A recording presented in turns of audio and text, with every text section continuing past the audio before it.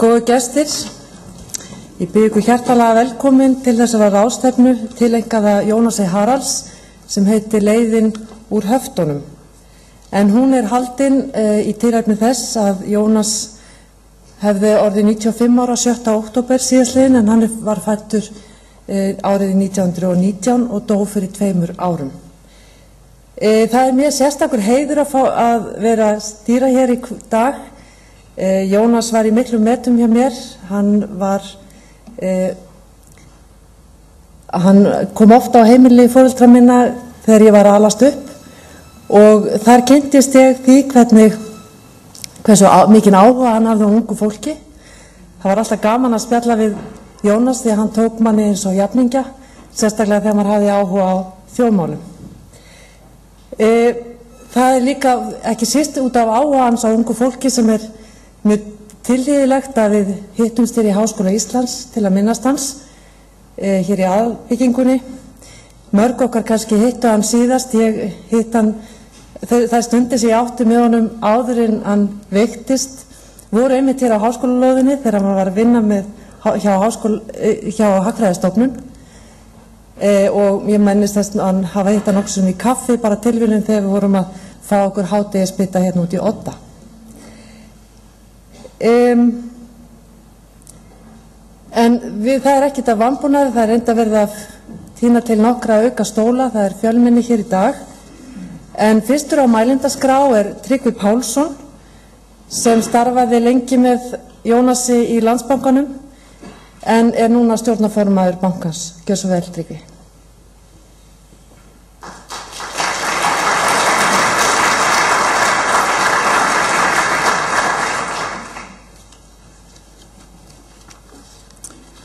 Fjármála- og efnahagsráðherra, forseti félagsvísindasviðs, virðulega samkoma. Þegar Ásgeir Jónsson hafði samband við okkur í Landsbankanum og leitaði eftir stuðningi við ráðstefnu Hagfræðideildar Háskóla Íslands leiðina úr höftunum, þá var því vel tekið. Landsbanki styður á margvíslegan hátt við háskólasamfélagið og vill stuðla að umræðu sem horfir til framfara. Tenging ráðstefnunar við Jónas H. Haralds sérstakt ánægjuefni. Í fyrra gerst Hagfræðideildin fyrir ráðstefnu til heiðurs Jóhannesi Nordal og vel viðeigandi að Jónasar sé minnst með sama hætti. Þeir tveir, Jóhannes og Jónas, voru burðarásir í framþróun fjármálakerfisins á viðreisnarárunum. Í ávarpi mínu vil ég minnast Jónasar en starfsferill hans ber þess vitni hversu leiðin úr höftunum getur verið torsótt. Vert að hafa í huga að fjármagnshöftin sem við búum við í dag eru einskorðuð við fjármagnshreyfingar milli landa og gjaldeyrisviðskipti. Þau eru mun afmarkaðri en þau víðtæku höft sem giltu fyrir og eftir umbætur viðreisnarstjórnarinnar. Jónas Haralds gegndi mikilvægu hlutverki í hringiðu efnahagsmála á síðari hluta liðinnar aldar með störfum sínum sem efnahagsráðgjafi ríkisstjórna, ráðuneytisstjóri, forstjóri efnahagsstofnunar, bankastjóri Landsbanka Íslands og í fjölmörgum öðrum ábyrgðarstörfum. Hann var víðsýnn hagfræðingur, talsmaður viðskiptafrelsis og var sannfærður að Íslandi myndi vegna best í nánum tengslum við umheiminn. Jónas var eins og gömlu klassísku hagfræðingar að því leyti að hann var með breiðan grunn í hagfræði, stjórnmálafræði og almennri samfélagsfræði. Hagfræði ekki einföld fræðigrein og sögulegur og samfélagslegur skilningur hagfræðingum nauðsynlegur. Fáum gefið að miðla lögmálum hagfræðinar í senn að djúpri þekkingu og með einföldum og skýrum hætti eins og Jónas gerði. Árangursríkt starf Jónasar á viðreisnarárunum væntanlega lengst halda minningu hans á lofti. Horfið var frá flóknu kerfi fjölgengis, hafta og styrkja leið og almennt frjálsræði í athafnalífi var aukið. Hinn langi og farsæli ferill Jónasar sem bankastjóri Landsbanka Íslands og margvísleg störf á vegum Alþjóðabankans ekki síður til vitnis það mikla traust sem hann naut bæði hérlendis og erlendis. Mér persónlega rennur blóð til skyldunar að minnast Jónasar. Hann fékk mig til starfa fyrir Landsbanka Íslands árið 1975 og vann ég þar undir leiðsögn hans í 12 ár. Það voru forréttindi. Áður en ég tók til starfa skipulagði hann námsdali fyrir mig í breskum og norrænum bönkum, en Jónas var með einstaklega góð sambönd við erlenda bankastjóra. Sú hugmyndafræði og verklag sem ég kynntist í þessari námsferð nýttist mér í áratugi á eftir, því að margt var vanþróað í rekstri íslenska banka á þeim árum. Jónas fékk miklu áorkað í Landsbanka Íslands innan þess ramma sem umgjörðin markaði. Hann vann stöðugt að endurbótum til að efla bankann og atvinnulífið. Með samstarfsmönnum sínum vildi Jónas reka bankann sem best og sinna vel þeim miklu skyldum sem lagðar voru á bankann sem helstu lánastofnunar landsins. Landsbanki Íslands var þá ríkisbanki, sem allt annað fyrirbæri en sá banki í ríkiseigu sem Landsbankinn í dag. Skipulag gömlu ríkisbankana og starfshættir voru lengstan mótaðir í farveg opinberra stofnana en ekki fyrirtækja sem störfuðu í samkeppni á opnum markaði. Sem stærsti ríkisbankinn með viðskipti allt land voru áhrif stjórnmálanna mikil í Landsbanka Íslands. Bankinn var valdatæki þess tíma og áhrif hans gífurleg hvarvetna í samfélaginu. Bankaráðið og bankastjórarnir 3 voru valdir flokkspólitískt og það gat skipt máli í hvaða stjórnmálaflokki viðskiptamenn voru. Vonandi koma þeir tímar aldrei aftur. Fyrir 7 árum síðan birti Jónas ítarlega grein störf sín sem bankastjóri hjá Landsbanka Íslands árið 1969 til 88. Þar sem hann lýsir viðhorfum og viðfangsefnum á þessu tímabili. Orðrétt segir Jónas í upphafi greinar sínar: Þegar ég lít aftur til þess tíma sem ég starfa í Landsbankanum og reyni að leiða mér fyrir sjónir hvað var að vera á þessum 18 árum, virðist mér að einna helst megi lýsa því með þeim orðum að skömmtunarskrifstofa hafi verið á leiðinni að verða banki. Ekki með snöggum og samfelldum hætti og ekki samkvæmt ákveðinni ráðagerð, heldur hægt og hnökrótt án greinilegs markmiðs fyrir stafni. Við, sem svo átt að heita stjórnuðu bankanum, vorum að freta krókaleið í togstreitum milli þrýstings ytri atburða og tregðu innra skipulags og hefðar. Tilvitnun lýkur. Verkefni Jónasar og samstarfsmanna hans var að ná stjórn á bankanum, leysa þá pólitísku hnúta sem ríkisbankakerfinu hafðu verið nýttir og þróa þjónustu bankans til hagsbóta fyrir viðskiptavinni hans. Miklu máli skipti að samvinna var góð milli bankastjórna 3, Helga Bergs, Björgvins Vilmundarsonar og Jónasar, sem unnu saman samfellt í 17 ár. Þótt mikið hafið áunnist, þá augljóst að skrifa Jónasar að hann hefði viljað hraðari og róttækari breytingar. Mörg framfaraskref voru enga síður stigin undir forystu Jónasar. Eftir vill mest vert að gerða grundvallar uppstokkun á stjórnkerfi bankans. Í stað þess að bankaráð réði útibússtjóra og helstu embættismenn náðist að færa það ákvörðunarvald til bankastjórana, sem var forsenda fyrir góðum stjórnarháttum og skilvirkni. Stoðdeildir voru eldar og faglegur undirbúningur ákvarðana styrktur, þar með taldar ákvarðanir mikilvæga lánveitingar og stöðlun og varðveislu upplýsinga þar að lútandi. Tengsl við erlenda banka voru stóraukin, meðal annars með þáttöku í Scandinavian Banki í London árin 1970-90, sem var ein helsta leið Landsbankans til þess að fylgjast beint með alþjóðlegri fjármálastarfsemi. Lengst af á þessu tímabili voru bankar og sparisjóðir bundin af ákvörðun Seðlabankans alla vexti og gjaldskrá. Og ekki var gerður greinamunur á viðskiptamönnum eftir stærð eða gæðum viðskipta. Neikvæðir raunvextir urðu þess valdandi að sparifé í bönkum og sparisjóðum þvarr og geta þeirra til útlána að sama skapi. Samkeppnin fór því í þann farveg að reyna að losna við þyngslu útlánabakkana og berjast hagstæðustu staðsetningar útibúa til að ná í innlán. Stofnun útibúa var háð opinberum leyfum 3 ráðherra. Há bindiskylda og fjármögnun afurðalána frá Seðlabankanum einkenndu einnig þetta tímabil framan af.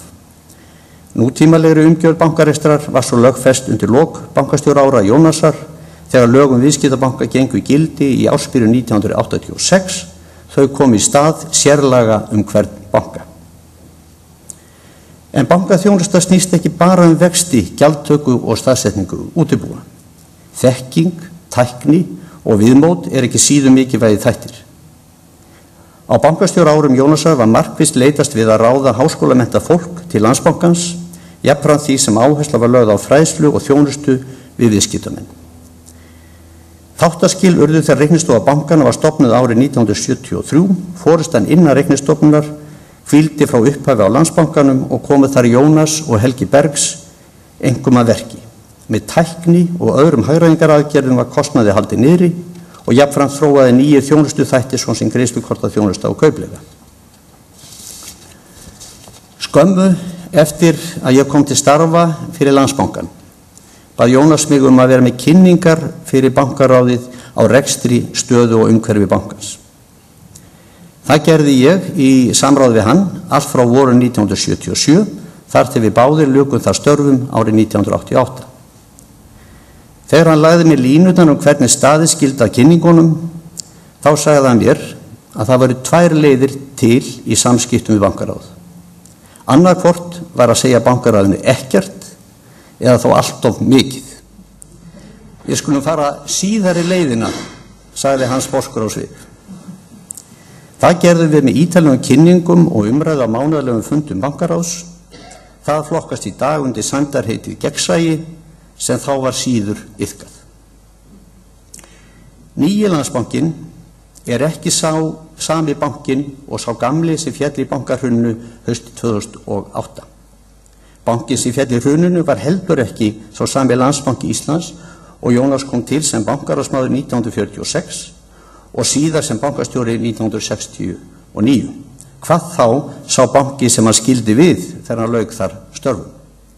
Aðstæðurnar hafa verið mismunandi á hverjum tíma og ekki síður lagalega umgjörðin og stjórnarhættirnir. Eftir bankahrunið 2008 var Jónas spurður hvaða lærdóm væri hægt að draga af reynslu þjóðarinnar af fyrri áföllum. Hann lagði áherslu á að Ísland mætti aldrei grípa aftur til hafta og einangrunarstefnu sem kreppulausnar. Full ástæða til að hafa ráð Jónasar að leiðarljósi. Þó ekki hafi verið komist hjá að setja á fjármagnshöft í hruninu, þá neyðarúrræði að ræða sem aflétta þar sem fyrst. Eftir því sem höfti standa lengur, þeim mun meiri skaða valda þau. Höftin hafa lamandi áhrif á atvinnulífið og afkomu almennings. Í kjölfar þeirra getur siglt margs konar misrétti og jafnvel spilling. Eldri kynslóðin, sem ég tel mér nú tilheyra, man fyrri tíma óstjórnar og hafta sem dró úr og skekkti athafnalíf landsins og færði stjórnmálin niður á lægra plan. Yngra fólk hefur ekki öðlast á lítt eftirsóknarverðu og dýrkeyptu reynslu. Það hvílir því skylda á okkur sem munum þá tíma að vara aðra við. Sú fortíðarþrá sem vill grípa hugmanna þegar þeir eldast náði aldrei tökum á Jónasi. Þó hann kynni á sögunni góð skil og vildi gjarnan hana ræða og skrifa, þá horfði hann ætíð fram á við og vildi glíma við viðfangsefni samtímans og framtíðarinnar. Jónas hefði geta hætt störfum 70 eftir glæstan feril. Þess í stað sóttist hann eftir og fékk krefjandi störf hjá Alþjóðabankanum í Washington sem hann hafði áður unnið hjá. Við héldum góðu sambandi og hittumst oft í hádegismat á seinni árum. Það var skemmtilegt og hvetjandi að ræða við Jónas því að skýr hugsun og kraftmikil frásögn fór saman við yfirgripsmikla þekkingu, hlutlægni og heiðarleika. Hann hafði lifandi áhuga á því sem var að gerast. Jónas hafði ástríðu fyrir efnahagslegum umbótum og fylgdi fram sjónarmiðum sínum af rökfestu og melsku. Sannkallaður lærimeistari var Jónas sem naut þess að fræða aðra og fylgja eftir góðum málum. Hann nálgaðist viðfangsefni sín með opnum hug, vildi þekkja málum til hlítar og var reiðubúinn að skipta skoðun ef rök voru fyrir því. Hann var ákafur fræðari og hreif fólk með sér. Ég sé hann enn fyrir mér sem sífellt starfandi, skrifandi erindi, flytjandi ræður og miðlandi þekkingu. Jónas var minnug með afbrigðum, afar vel lesinn og fjölfróður. Mestu máli skipti þó að Jónas var frjórhugsuður og hugur hans staðnaði ekki þó aldurinn færðist yfir. Hann sagði mér að lykillinn væri að slaka ekki á. Þið þekkið hann. Jónas, sem var mannahraustastur, var fyrir alvarlegu áfalli nær níræður að aldri, var rúmlengjandi síðustu 2 árin. Þegar við náðum síðast að ræða almennilega saman, spurði hann að því hvað hann vildi helst gera ef hann næði bata. Hann hugsaði sig nokkra stund og svaraði svo að gaman væri að vinna aftur með ungu hagfræðingunum á Hagfræðistofnun Háskólans. Með Jónasi hvarf á braut einn þeirra mætu manna sem leystu íslenskt athafnalíf úr læðingi með afléttingu hafta og uppbyggingu hvata til góðra verka. Jónasar verður minnst sem hugsjónamanns, eldhuga sem gaman var að vinna með og vera með. Höldum minningu hans á lofti sem góðri fyrirmynd í samtímanum.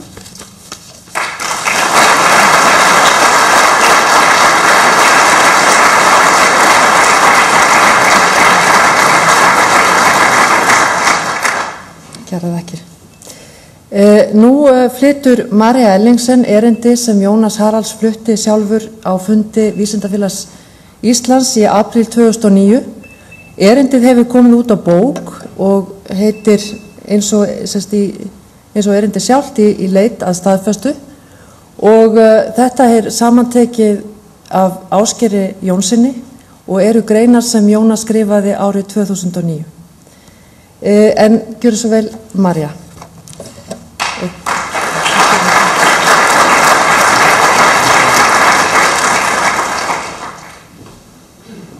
Kæru gestir, það er mér sannur heiður og ánægja að fá að heiðra minningu ömmubróður míns á þessum hátíðisdegi og ljá honum rödd mína, enda lét hann sig aldrei vanta á hátíðisdögum í mínu lífi.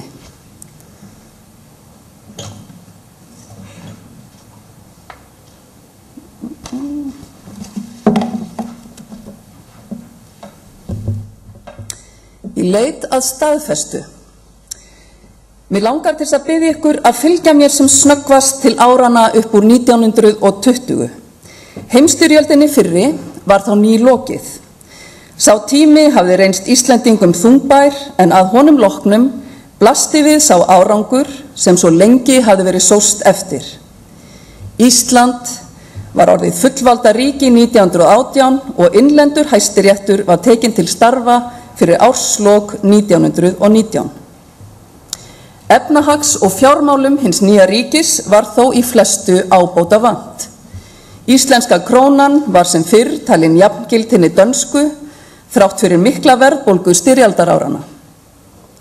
Seðlabanki var enginn en 2 viðskiptabankar, annar að mestu í danskri eigu, höfðu takmarkaðan rétt til útgáfu seðla. Báðir voru bankarnir illa stæðir eftir hremmingar undanfarinna ára. Jafnframt voru fjármál ríkisins í ólestri. Þetta þrennt, staða íslensku krónunar, fyrirkomulag og efling bankana og viðreisn fjármála ríkisins urðu helstu viðfangsefni árana á milli 1920 og 1930. Þau mál sem umræður og átök snerust að miklu leyti. Þau reyndust þó ekki leyst nema í mjög ófullkomnu mæli þegar áratugnum lauk og óvæntir atburðir komu til sögunar utan lands sem innan. Lítum fyrst til krónunar. Hún hafði ásamt dönsku krónunni verið tengd við gull frá því 1870 á sama gildi og aðrar norrænar krónur innan vébanda norræns myntbandalags og alþjóðlegs kerfis gullfótar, en á grundvelli þess kerfis höfðu alþjóðaviðskipti aukist og heimsbyggðin dafnað sem aldrei fyrr. Þetta kerfi hafði brostið 1914 eins og kunnugt en endurreisn þess var nú að styrjöldinni lokinni, hvarvetna á döfinni, enda þótt erfitt væri vik vegna verðbólgu undanfarinna ára.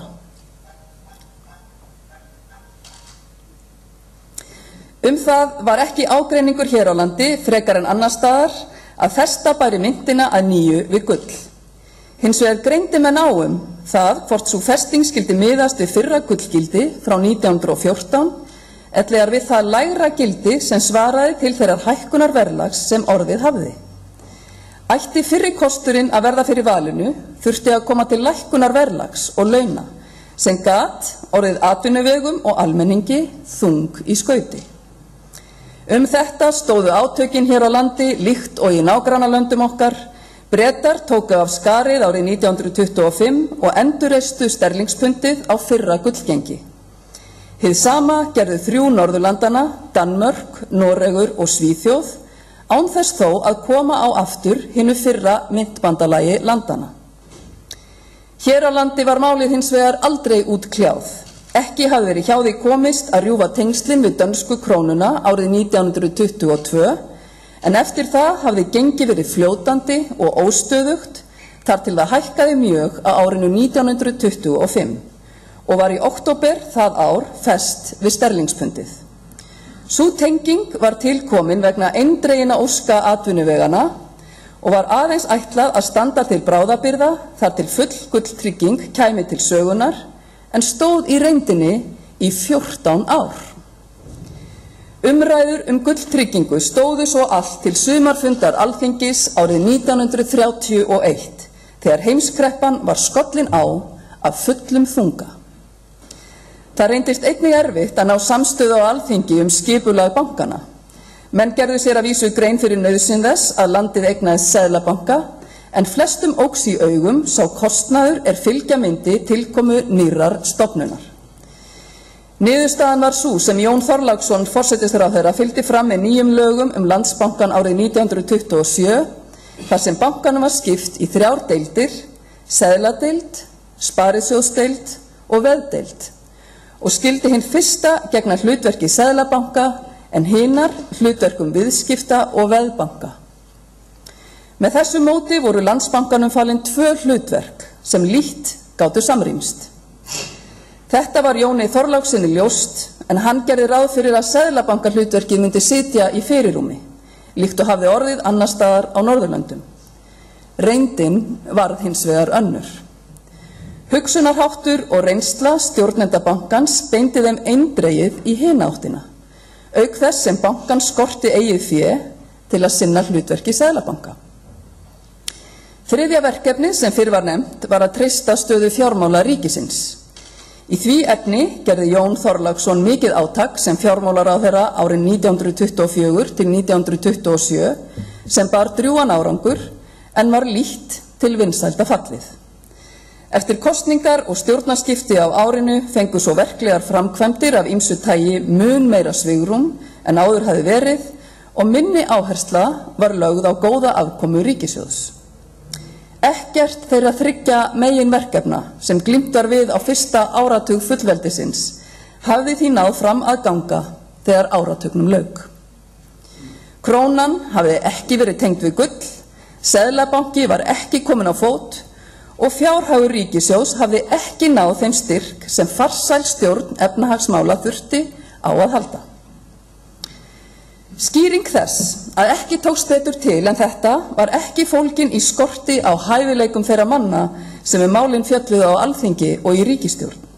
Margir þeirra voru mikilhæfir menn, velmenntaðir og velkunnugir þeim stefnum og sjónarmiðum sem uppi voru í nágrannalöndum okkar. Upplýsinga og álits var leitað til erlendra fræðimanna og starfandi fjármála og bankamanna. Mér satt að segja til efs að umræður á Alþingi hafi í annan tíma verið betur ígrundaðar en þær sem fóru fram gengismálið á þessum árum. Ágreiningur var heldur ekki það höfuðatriði að binda skyldi krónuna við gull, né heldur það að seðlabanki í einhverri mynd þyrfti að koma til sögunar.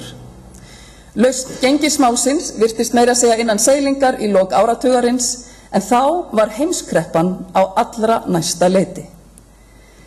Ástæðan fyrir því að ekki tókst betur til virðist helst hafa verið sú að mönnum fannst ekki mikið liggja á.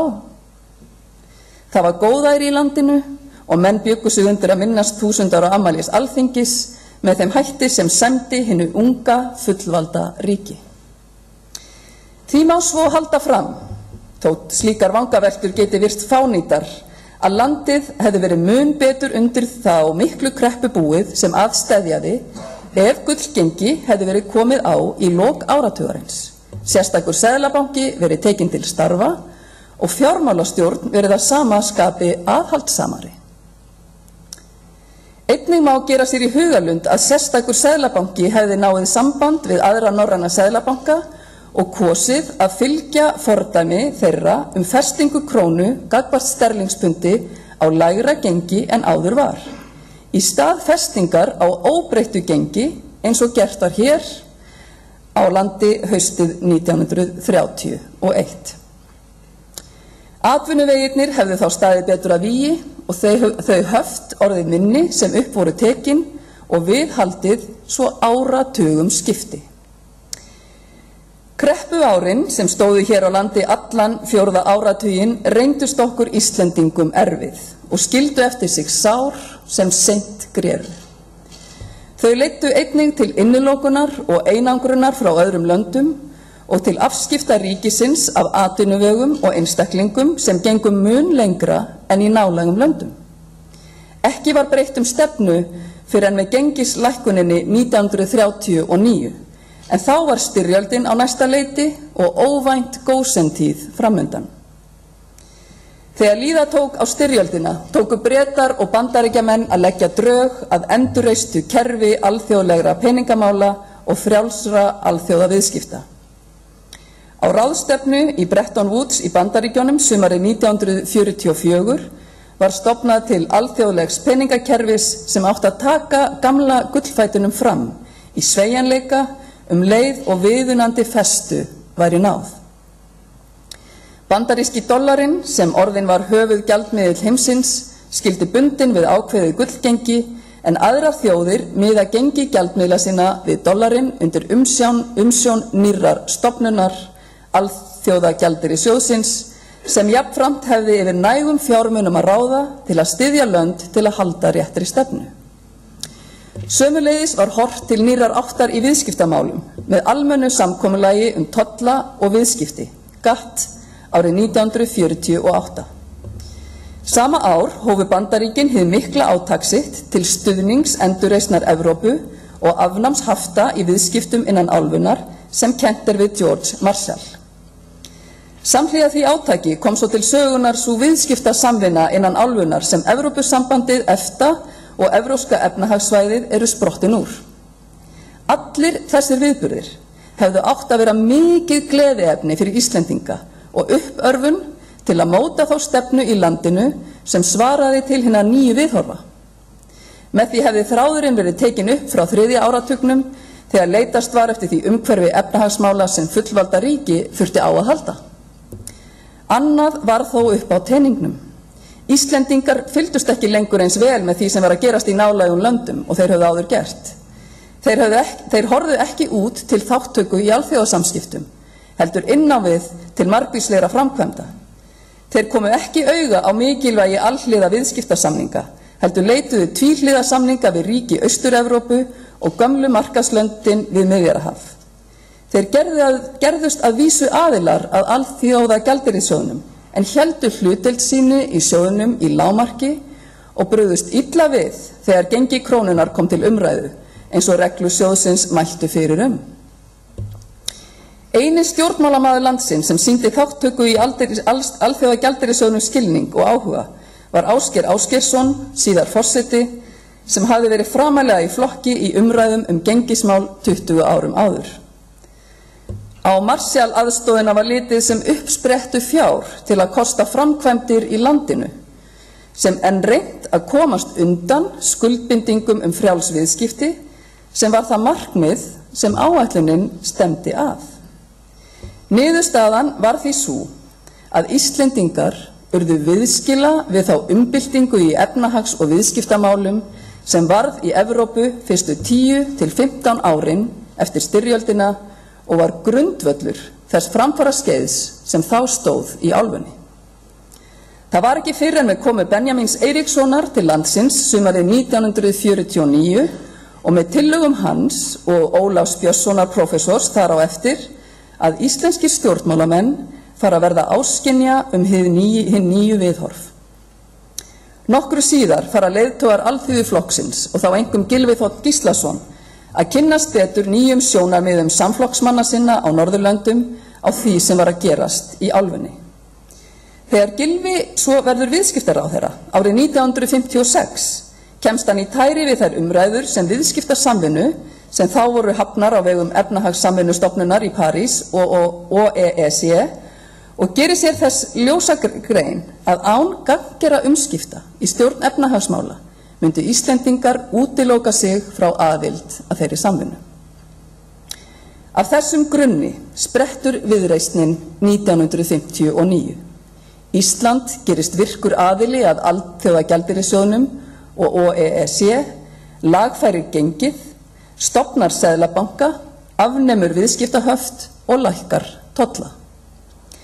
Jafnframt eru teknar upp viðræður þátttöku landsins í hinni verðandi viðskiptasamvinnu í álfunni sem komast í höfn með aðild landsins að EFTA 1969. Má telja að landið hefði þá að fullu lagað sig að þeim nýju viðhorfum sem ríkjandi voru í álfunni rúmum áratug síðar en aðrar þjóðir Vestur-Evrópu höfðu verið á því sama þróunarstigi. Leið höfðu þau markmið náðst sem leitast hafði verið við á þriðja áratug aldarinnar. Íslenska krónan var orðin aðili að almennu alþjóðlegu myntkerfi. Sérstakur seðlabanki var kominn á fót og fjármál ríkisins kominn í fastar skorður, samhliða styrkri, samræmdri stjórn efnahagsmála að hálfu ríkisstjórnar og seðlabanka. Þessi hagstæða stefna stóð þó ekki lengi. Miklar sviptingar voru framundan þegar kom fram á 8. áratuginn, bæði á erlendum vettvangi og hér innanlands. Bretton Woods-kerfið stóðst ekki álag Víetnamstríðsins frekar en gullfóturinn hafði staðist álag heimsstyrjaldarinnar 1914. Myntir heimsins fóru á flot og verðbólga fór úr böndum. Hér á landi varð ekki við verðbólguna ráðið fyrir en almenn verðtrygging fjárskuldbindinga hafði verið komið á fót upp úr 1980 og traustir samningar verið gerður á vinnumarkaði þar á eftir. Á þeim erfiða tíma nutum við hins vegar góðs af því viðskiptaöryggi sem aðildin að EFTA hafði veitt okkur. Í upphafi 10. áratugarins kom nýtt skref í viðskiptamálum til sögunar í Evrópu. Samruni EFTA og þess bandalags sem byggð hafði á Rómarsamningnum, Evrópusambandið, var til. Við kusum þá, líkt og nágrannlandið Noregur, að staðnæmast í eins konar undirdeild sambandsins. Evrópska efnahagssvæðinu sem upphaflega hafði verið ætlað hlutlausum ríkjum á austurjaðri sambandsins. En nú þurfti ekki lengur á slíkri sérstöðu að halda þegar kalda stríðinu var lokið. Þetta hafði það í för með sér að við urðum að fullu þáttakendur í frjálsum viðskiptum og frjálsri hreyfingu fjármagns og vinnuafls á milli landa en stóðum utan þeirrar þróunar til sameiginlegs myntkerfis sem aðrar þjóðir sambandsins töldu sér nauðsynlega til staðfestu og öryggis. Eftir þau ósköp sem nú hafa yfirdunið stöndum við í sínu lakari sporum en við gerðum í upphafi fullveldis árið 1920, án nothæfrar myntar, án eiginlegs bankakerfis og með fjármál landsins í uppnámi. Í greinargerð með frumvarpi sem Ásgeir Ásgeirsson flutti fyrir hönd gengisnefndar árið 1929 lagði hann áherslu á mikilvægi þess að Ísland fylgdi þeim reglum sem tíðkuðust í alþjóðlegum viðskiptum. Hann segir svo að einhverjir munu sjá eftir hinu gamla myntsambandi Norðurlanda sem nú orðið geti ekki verið raunverulegt. Það eina myntsamband sem okkur varði nokkru að vera í sé þó samband allra þjóða sem hafði gullmyntfót. Þeirra tryggingar og þæginda í gjaldeyrismálum sem slíkri þátttöku fylgi þyrftum við sem fyrst að verða aðnjótandi. Þessi ummæli voru viðhöfð gullmyntfótinn.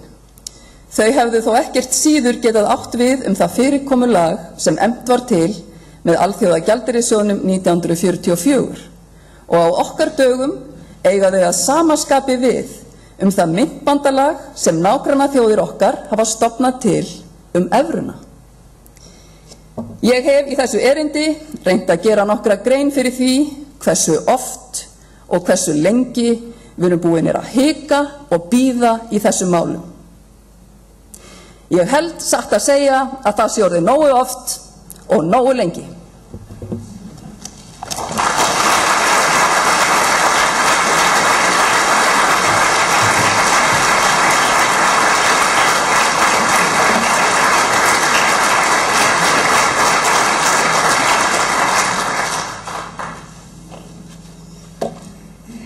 Það rétt að taka fram að bókin sem var að koma út, greinasafn með greinum eftir Jónas Haralds frá 2009, hún verður afhent hér að ráðstefnu lokinni. Halldór Haralds, sonur Jónasar Haralds, hefur ákveðið að afhenda skjalasafn föður síns til Þjóðarbókhlöðunnar og ég vil biðja barnabörn hans, Guðrúnu Gyðu og Jónas Halldór, að koma hér upp á svið og einnig landsbókavörð Ingibjörgu Steinunni Sverrisdóttur.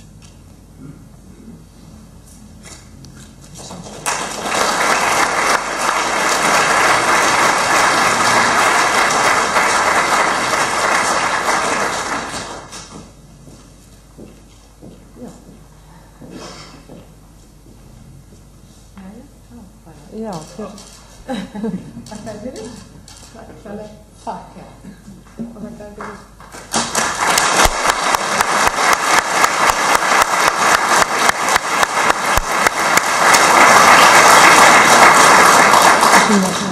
Má ég segja? Já, gjör svo. Já, ég vil þakka fyrir þessa afhendingu. Þetta er mjög merkilegt. Ég vil þakka fjölskyldu Jónasar og starfsfélögum sem einnig áttu þátt í að þetta gerðist. Við erum nú ekki komið með skjölin en eigum von á þeim og við munum einhanda okkur í að vinna þau þegar þar að kemur. Mér langar að nefna það að þetta er ekki til Þjóðarbókhlöðunnar, þetta er Landsbókasafn Íslands Háskólabókasafn og þar erum við með handritasafn og í því er í raun stærsta safn einkaskjala íslenskra á landinu. Þannig að þangað fer þessi pakki. Og ég vil taka líka fram að skjöl Haraldar Níelssonar voru afhent handritasafni árið 2008, þannig að þetta er vel við eigandi. Og þetta er mjög mikilvægt fyrir allar rannsóknir og í hagfræði. Jónas hafði náttúrulega mjög langa og umfangsmikla reynslu og yfirburða þekkinga á þessu svið, þannig að ég er alveg handviss að þessi gögn koma til með að nýtast vel í rannsóknum á hagfræði framvegis. Takk fyrir, kærlega.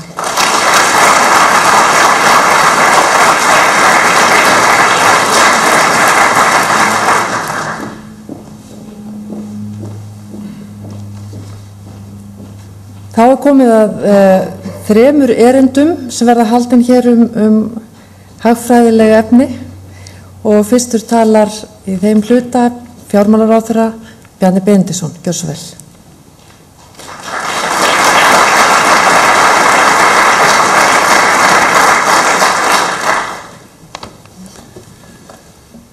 Já, fundargestir, fundarstjóri. Í yfirlýsingu áform íslenskra stjórnvalda vegna fjárhagslegrar fyrirgreiðslu hjá Alþjóðagjaldeyrissjóðnum frá 2008 segir að til að koma í veg fyrir öldu gjaldþrota og auka enn á þann samdrátt sem þegar var komin fram telji stjórnvöld það forgangsverkefni að Seðlabanki Íslands komi á stöðuleika í gengi krónunnar. Vegna skammtíma þrýstings á gengi krónunnar voru vextir hækkaðir, aðgangur að lánum hjá Seðlabankanum þrengdur, gjaldeyrisforðinn styrktur mjög verulega og höftum komið á. Við gerum okkur ljóst að slík höft hafa talsverð neikvæð áhrif og hyggjumst afnema þau svo fljótt sem auðið er. Þau eru nauðsynleg til bráðabirgða þar til við höfum tryggt að stjórntæki peningamálastefnu okkar séu rétt stillt til að fást við mikla óvissu og skort á trausti í kjölfar bankahrunsins, segir í yfirlýsingunni. Gildistími haftanna var í upphafi miðaður við afnámsáætlunina og áttu þau samkvæmt því að gilda í 2 ár. Það fór sem fór. Ég tel að engan hafi órað fyrir því á þessum tíma að við yrðum hér 6 árum síðar enn í höftum. Nema hvað, við höfum heldur hert á þeim.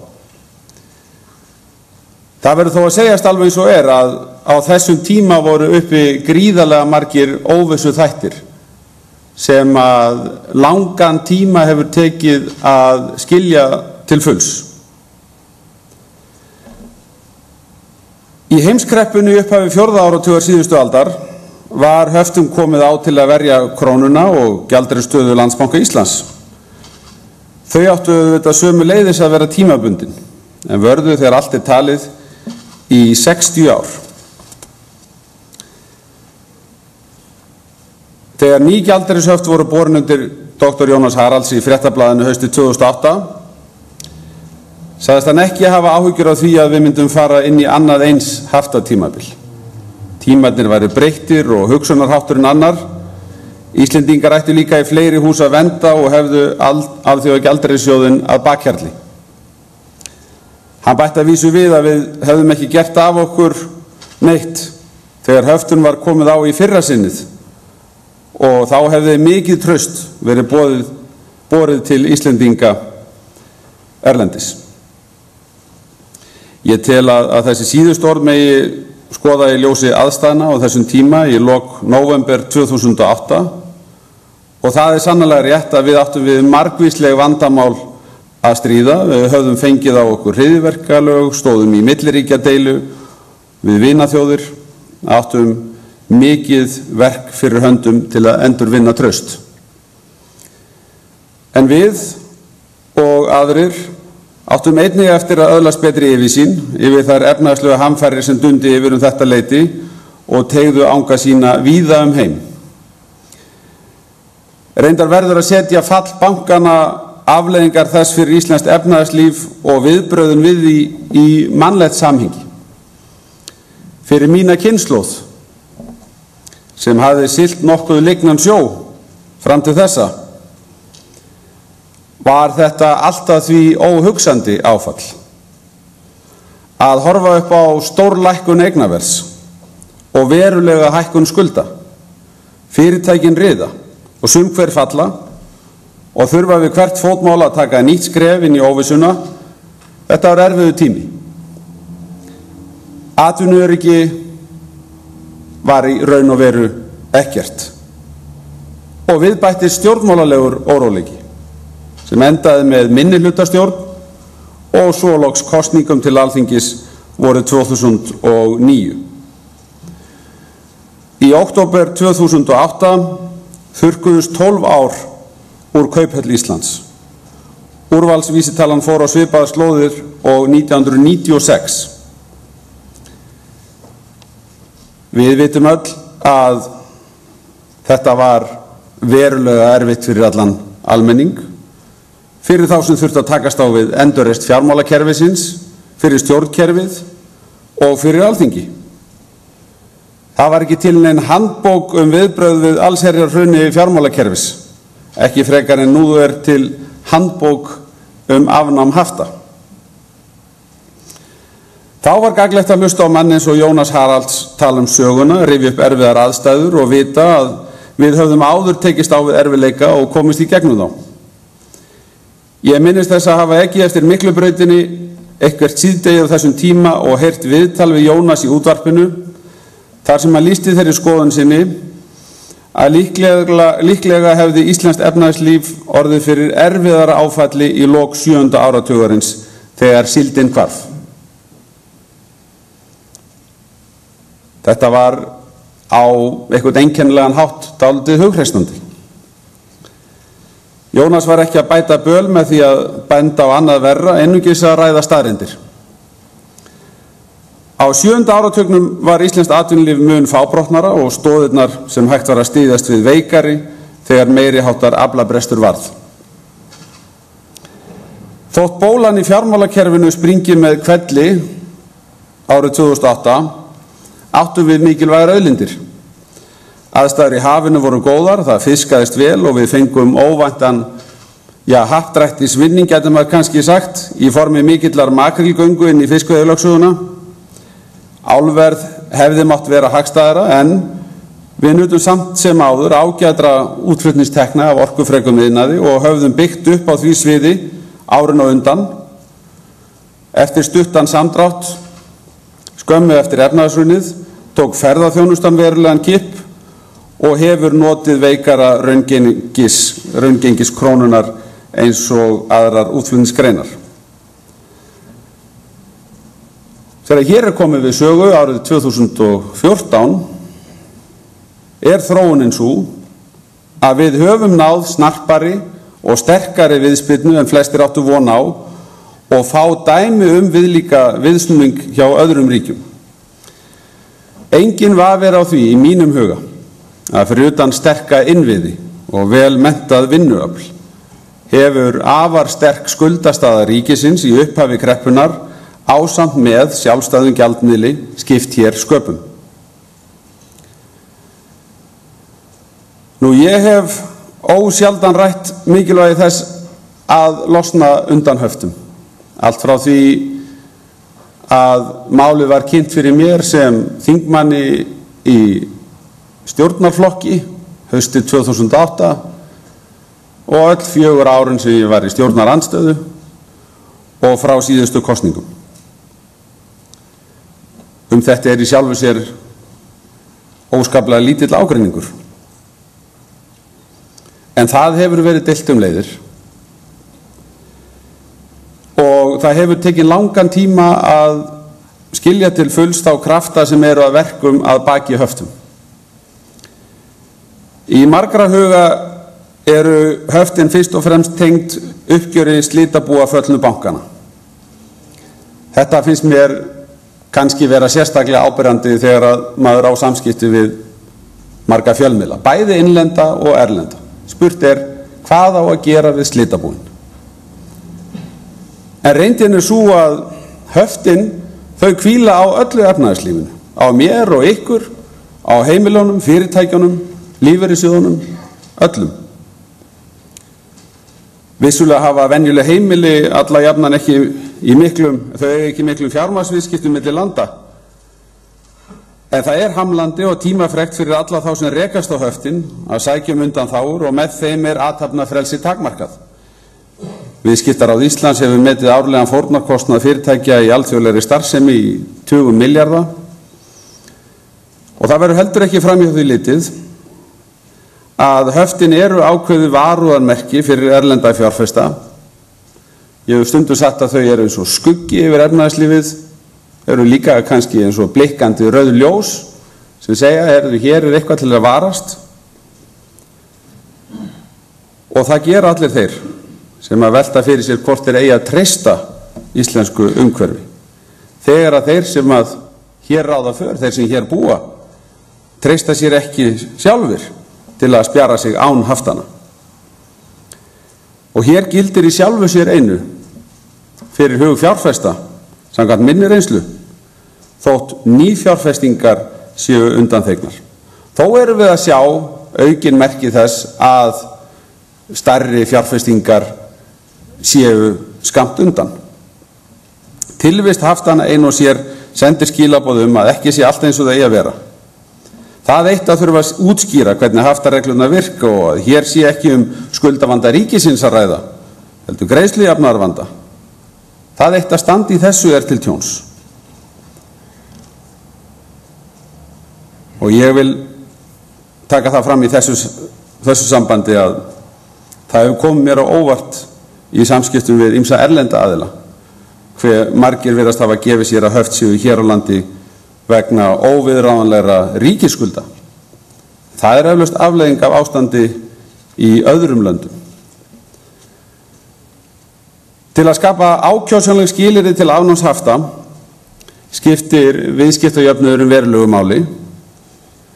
Það þarf því að líta til þess hvernig liðka megi fyrir undanþáguferlinu, draga úr skaðsemi haftana á meðan þau vara og ýta þannig undir frekari vöxt og viðgang gjaldeyrisskapandi starfsemi. Og ég held að megi með sönnu segja að við stöndum í dag á nokkrum tímamótum. Í efnahagslífinu ríkir stöðugleiki. Hagvöxtur, betra atvinnuástand, lítil verðbólga, batnandi vaxtakjör á erlendum mörkuðum, allt þetta góðs viti. Með markvissum aðgerðum hefur verið unnið á aflandskrónuvandanum og hefur krónustabbinn, sem oft nefndur, lækkað helming frá haustinu 2008. En þótt helstu hagvísar séu góðir er nauðsynlegt að fara mjög varlega. Þetta langt frá því að vera einfalt verkefni. Meginatriði í mínum huga að við höfum þegar tekið út þá erfiðu en nauðsynlegu aðlögun sem efnahagslífið, heimilin og fyrirtækin þurftu að fara í gegnum. Þetta höfum við þegar gert. Raungengið lækkaði verulega og við þekkjum öll afleiðingarnar. Almennt eigendaskipti á öllum stórum fyrirtækjum. 2013, þegar bráðum voru 5 ár liðin frá falli bankana, hvað snerust kosningarnar? Að verulegum hluta afleiðingar þessara atburða fyrir heimilin. Þess vegna segi ég, við erum þegar búin að taka mjög stóran skell á okkur og það á að hafa áhrif á næstu skref í þessu máli. Þess vegna segi ég að lausnir á haftamálunum þurfi ekki bara að vera efnahagslega raunhæfar, heldur leið að uppfylla sanngjarnar samfélagslegar væntingar að ekki sé von á nýrri kollsteypu. Og þær þurfi einnig að vera pólitískt framkvæmanlegar. Við þurfum að hafa augun opin fyrir ýmsum áhættuþáttum, vera því viðbúin að skjótt geti skipast veður í lofti, þótt vel spái þessar mundir. Byggja ekki lausnir okkar á of mikilli bjartsýni að hlutir hér hljóti allir að þróast á besta veg næstu árin.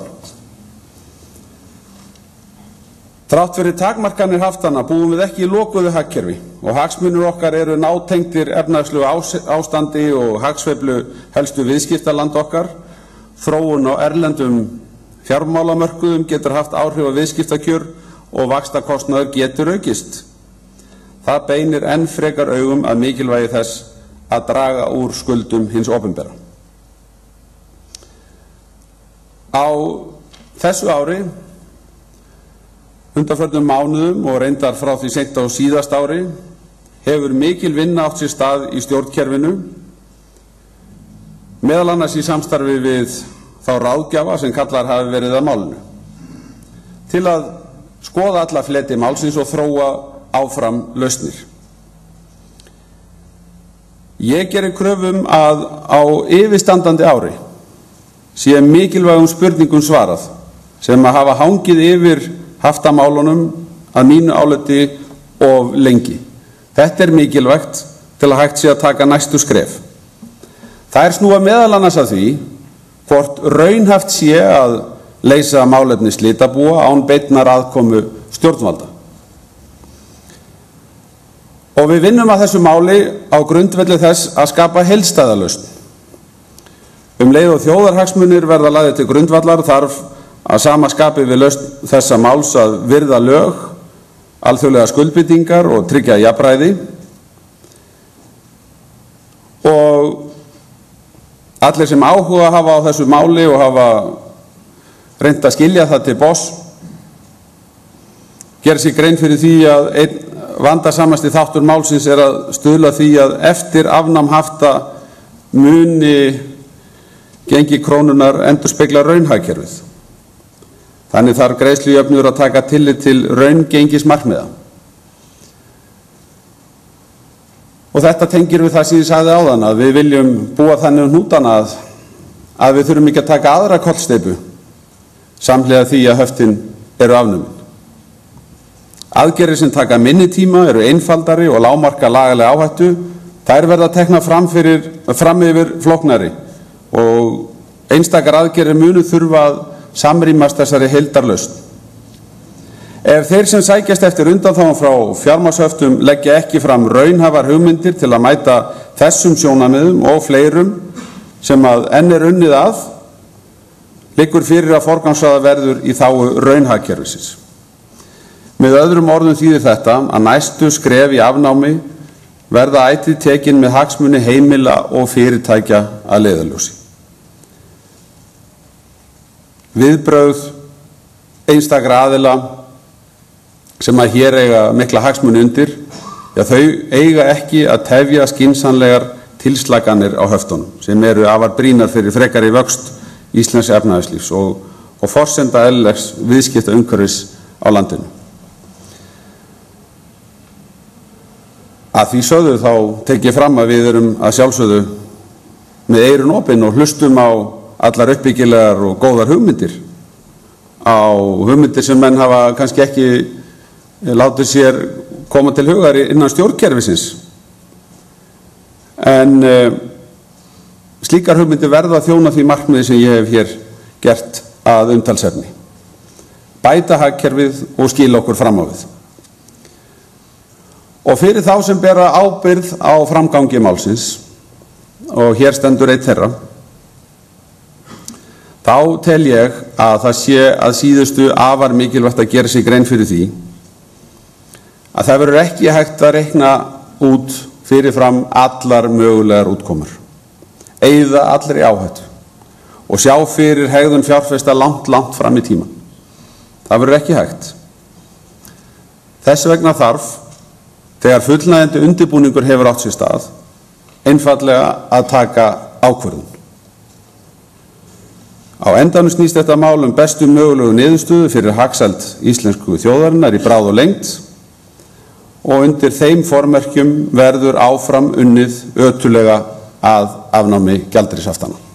Takk ykkur fyrir.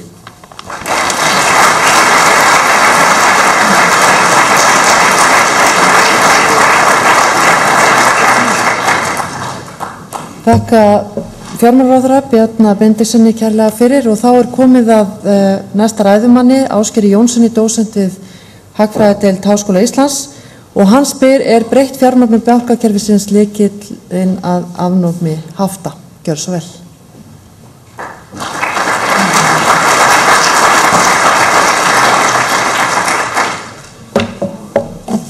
Ég þakka fyrir sjálfur. Athuga hvort ég geti þarna opnað þarna glærurnar mínar. Eins og reynda að koma fram á hana þá kynntist ég það Jóhann C. Haralds þegar að við vorum þarna báðir á þarna á Hagfræðistofnun og það var reglulega gaman að þarna spjalla við hann þar og það líka mjög vel við hæfi þessi bók sem þið þarna fáið ef þið haldið út að setja út þessa ráðstefnu að það Hagfræðistofnun sem að gefur bókin út sem með þarna helstu greinum eftir Jónas frá árinu 2009. Hann skrifaði náttúrulega miklu meira svona dálítið afmarkað fyrir hann það sem hann gerði. Það sem ég ætla að velta fyrir mér aðeins spurningum lausaféð. Ég veit ekki hvort þessi titill sé sérstaklega spennandi kannski fyrir einhverja en Það að velta fyrir mig einum vinkli höftin. Ég var þessum að flytja margar klukkutíma erindi sem þið hefðu ekki áhuga að hlusta árendar aðeins það. Þegar við hugsum aðeins íslensku gjaldeyriskreppuna, þá gagnlegt að horfa á þetta fremur sem kallað snögghamlun. Ég hef kosið því að snögghamlun með certain stops, kennt við hagfræðing sem heitir Calvo sem kemur frá Suður-Ameríku, Chile. Suður-Ameríka reyndar með einn af bestu hagfræðinga í alþjóða fjármálum sem skýrist af þeim þráláttu vandamálum sem svo álfa hefur átt með þarna gjaldmiðla. Og þetta svona, þetta atburðarás sem byrjar svona, land gerir eitthvað rétt í efnahagsmálum. Svo verður þess að peningarnir streymi inn. Og þegar að lítið myndsvæði verður fyrir gjaldeyrisinflæði, þá hækkar gjaldmiðillinn, eftirspurnin eykst, innflutningur eykst og það kemur viðskiptahalli. og þá verður landið háð þessu að vera með mikinn viðskiptahalla sem fjármagnað með miklu innflæði. Og einhverjum tímapunkti kemur styggð og erlendra fjárfesta, kannski vegna þess landið gerði eitthvað rangt eða þá var það bara krepp á alþjóðlegum vettvangi og þá flýr fjármagnið heim til sín. Og þegar þetta gerist að þá greiðslujöfnuðarvandi og það verður þá pínt fram aðlögun í hagkerfinu undir eins. Hagkerfið þá að snúa sér frá viðskiptahalli yfir viðskiptaafgang á mjög snemmun tíma og þetta sem kölluð snögghamlum. Gengi hrynur, eftirspurn fellur og hagkerfið snögghamlar. Og þetta oft mjög sársaukafullt að verða fyrir þessu. Það er rauninni að eftirspurnin pínd niður. Og helstu áttu þetta fyrir snögghamlun eru ójafnvægi greiðslujöfnuði, mikill viðskiptahalli fjármagnað með erlendu fjármagni og síðan stutt tímalengd erlendra lána og skuldbindinga. Þetta sýnir einhverjum mynd af lánshæfi Íslands. Ég held að kannski ekkert land hafi tapað trikkuleg, ég prætt eins og við gerðum, en kannski ekki aðalmáli hér. Þið sjáu það hvernig að lánshæfi byggðist upp. Við erum inni alveg allan 10. áratuginn, þannig að við vorum að gera ýmsa hluti rétt í efnahagsmálum, þó þetta sé núna kölluð einhver ógeðsleg frjálshyggja en það voru ýmsir hluti sem voru eiga sér stað. Við sjávarútvegur sem dæmi var að snúast frá því að vera gjaldþrota yfir því að vera ansi góð grein og við getum þakkað það kvótakerfinu. Ríkið var ekki með afgangi svo framvegis og það verður framvindubrot 2002 þegar við fáum þrefalt A sem er hæsta einkunn sem að Moody's gefur. Og allur okkur ófarnaður stafar að þessu þrefalt A. Þetta er alltaf þessum útlendingum að kenna, eins og ég hef alltaf aldrei fram. Við þrefalda að þá fyllist Ísland af peningum, sko orðað þannig. Og bankarnir líka í rauninni, við erum 3 banka, allir eru stórir til þess að falla og þeir eru rauninni að fá óbeina ríkisábyrgð. Og það er það sem gerist. Þeir eru rauninni allir með óbeina ríkisábyrgð og eru rauninni að taka lán út af þetta. Og útrás sem byrjar 2002-2003 vegna þess að við fáum þrefalda. Og svo það sé líka alveg hreinu, við síðan töpum þessu. Þannig að í rauninni að þessi árangur sem við náum 10. áratugnum, hann dregur að erlend fjármagn, svo þegar líður á, að þá er í rauninni vaxtastefna Seðlabankans í bólunni, þar sem að skammtíma vaxtastefnunni fór upp í 10, 12, 14% eitthvað ólíka, dregur að gríðarlega mikið af það sem við köllum vaxtastefnunarfjárfesta eða carry trade á ensku og staðan sem við í rauninni lendum í það að við erum að fjármagna hérna 20, 30, 40% viðskiptahalla miklu leyti með erlendu skammtíma fjármagni sem að kallast ensku hot money sem í sjálfu þér var í rauninni algjörlega galin stefna. Og við síðan lendum í snögghæflum 2008, 2007-2008 til þess aðeins flóknara því við erum með erlenda bankarnir er vantilega hrunið miklu fyrr ef þeir hefði ekki verið með þessi erlendu fyrirtæki sín. Útrásin náttúrulega hélt þeim á lífi svona líklega ykkur að 6-12 mánuði í viðbót þessi erlendu starfstöðvar sem héldu þeim lifandi. Lækningin á snögghæflum er mjög sársaukafull og þetta snúa ná greiðslujöfnu jafnvægi snúa peningastraumnum við. Hækka vexti verulega, mikið aðhaldi í ríkisfjármálum, bæði þess að tryggja afgang og líka bara halda henni rétt spurn og síðan þar endur við ekki traust á alþjóðamörkuðum og þetta er læknismeðferð sem að Norðurlöndin gengu gegnum eftir 1990 og Asíulöndin líka 1997-98 og þetta skilaði árangri og til þess fyrir skandinavísku löndin að þau standa í rauninni með sterkari eftir núna heldur en að gera þá þetta en það var gríðarlega erfið leið að mörgu leyti. En svo vonandi hægt líka þetta bara að setja fjármagnshöft og stöðva þetta í flóttan og það eru í íslenska leiðin. Og leiðið setjum á höft og þá getum við farið að fylgja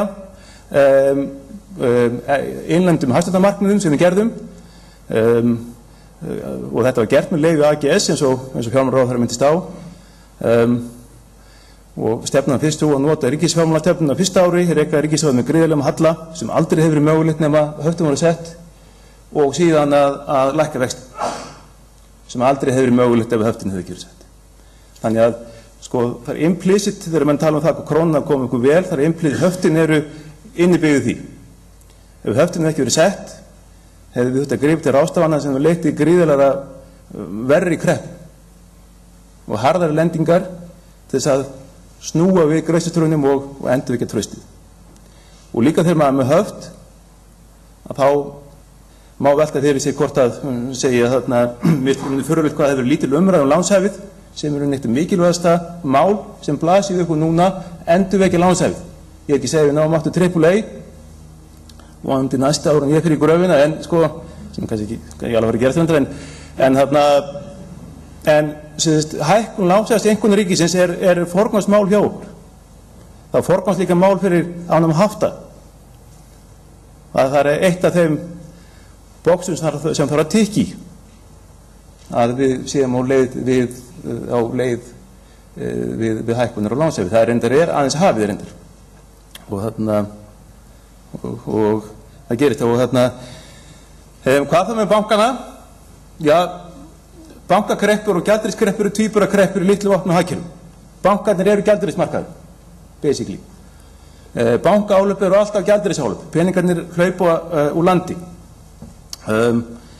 Þannig að stór bankakerfi með mikið innlánum og stuttu skuldbindingum eru risastór áhættuþáttur fyrir gjaldeyrismarkaðinn. Það er bara þannig.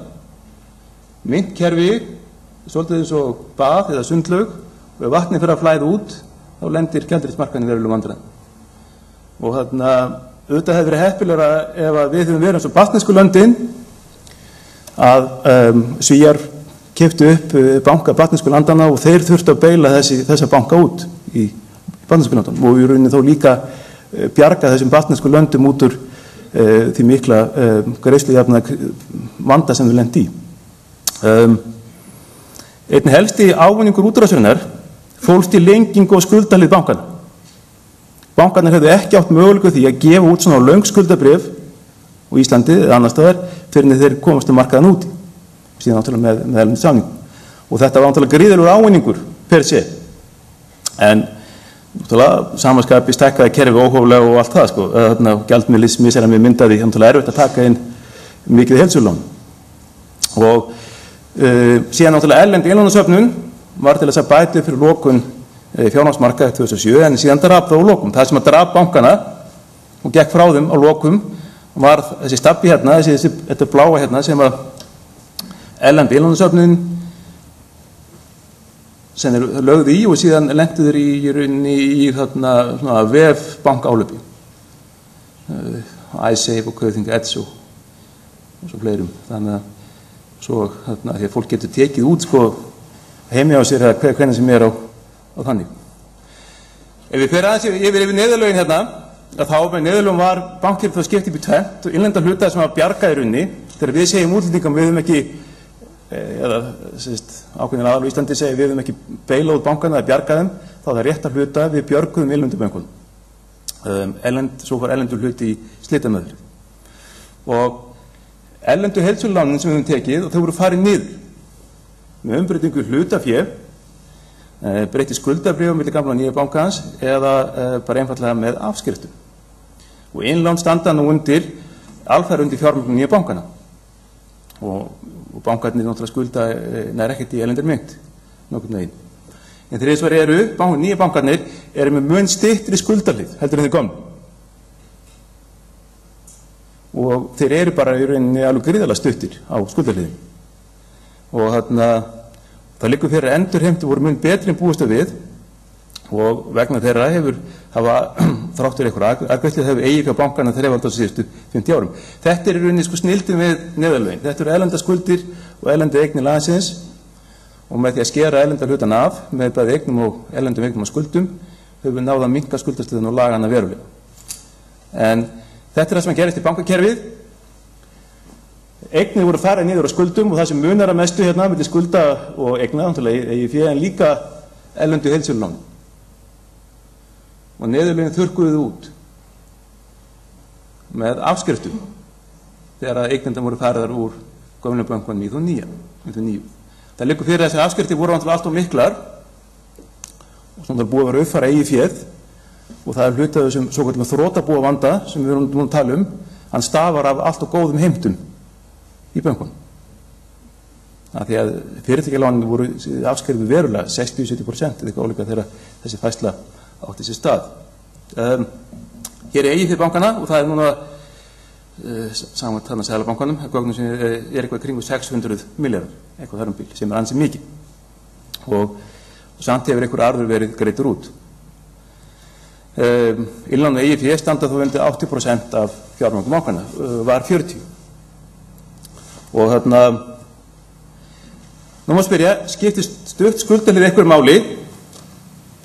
Sko vandamáli tvíþætt, annars vegar stutt tímabundin fjármögnunar og síðan með stórir efnahagsreikningar. Og vandamáli stafar af, þetta er flókið mál með reyndar, gríðarlega mikill aukningu innlána á bólutímanum.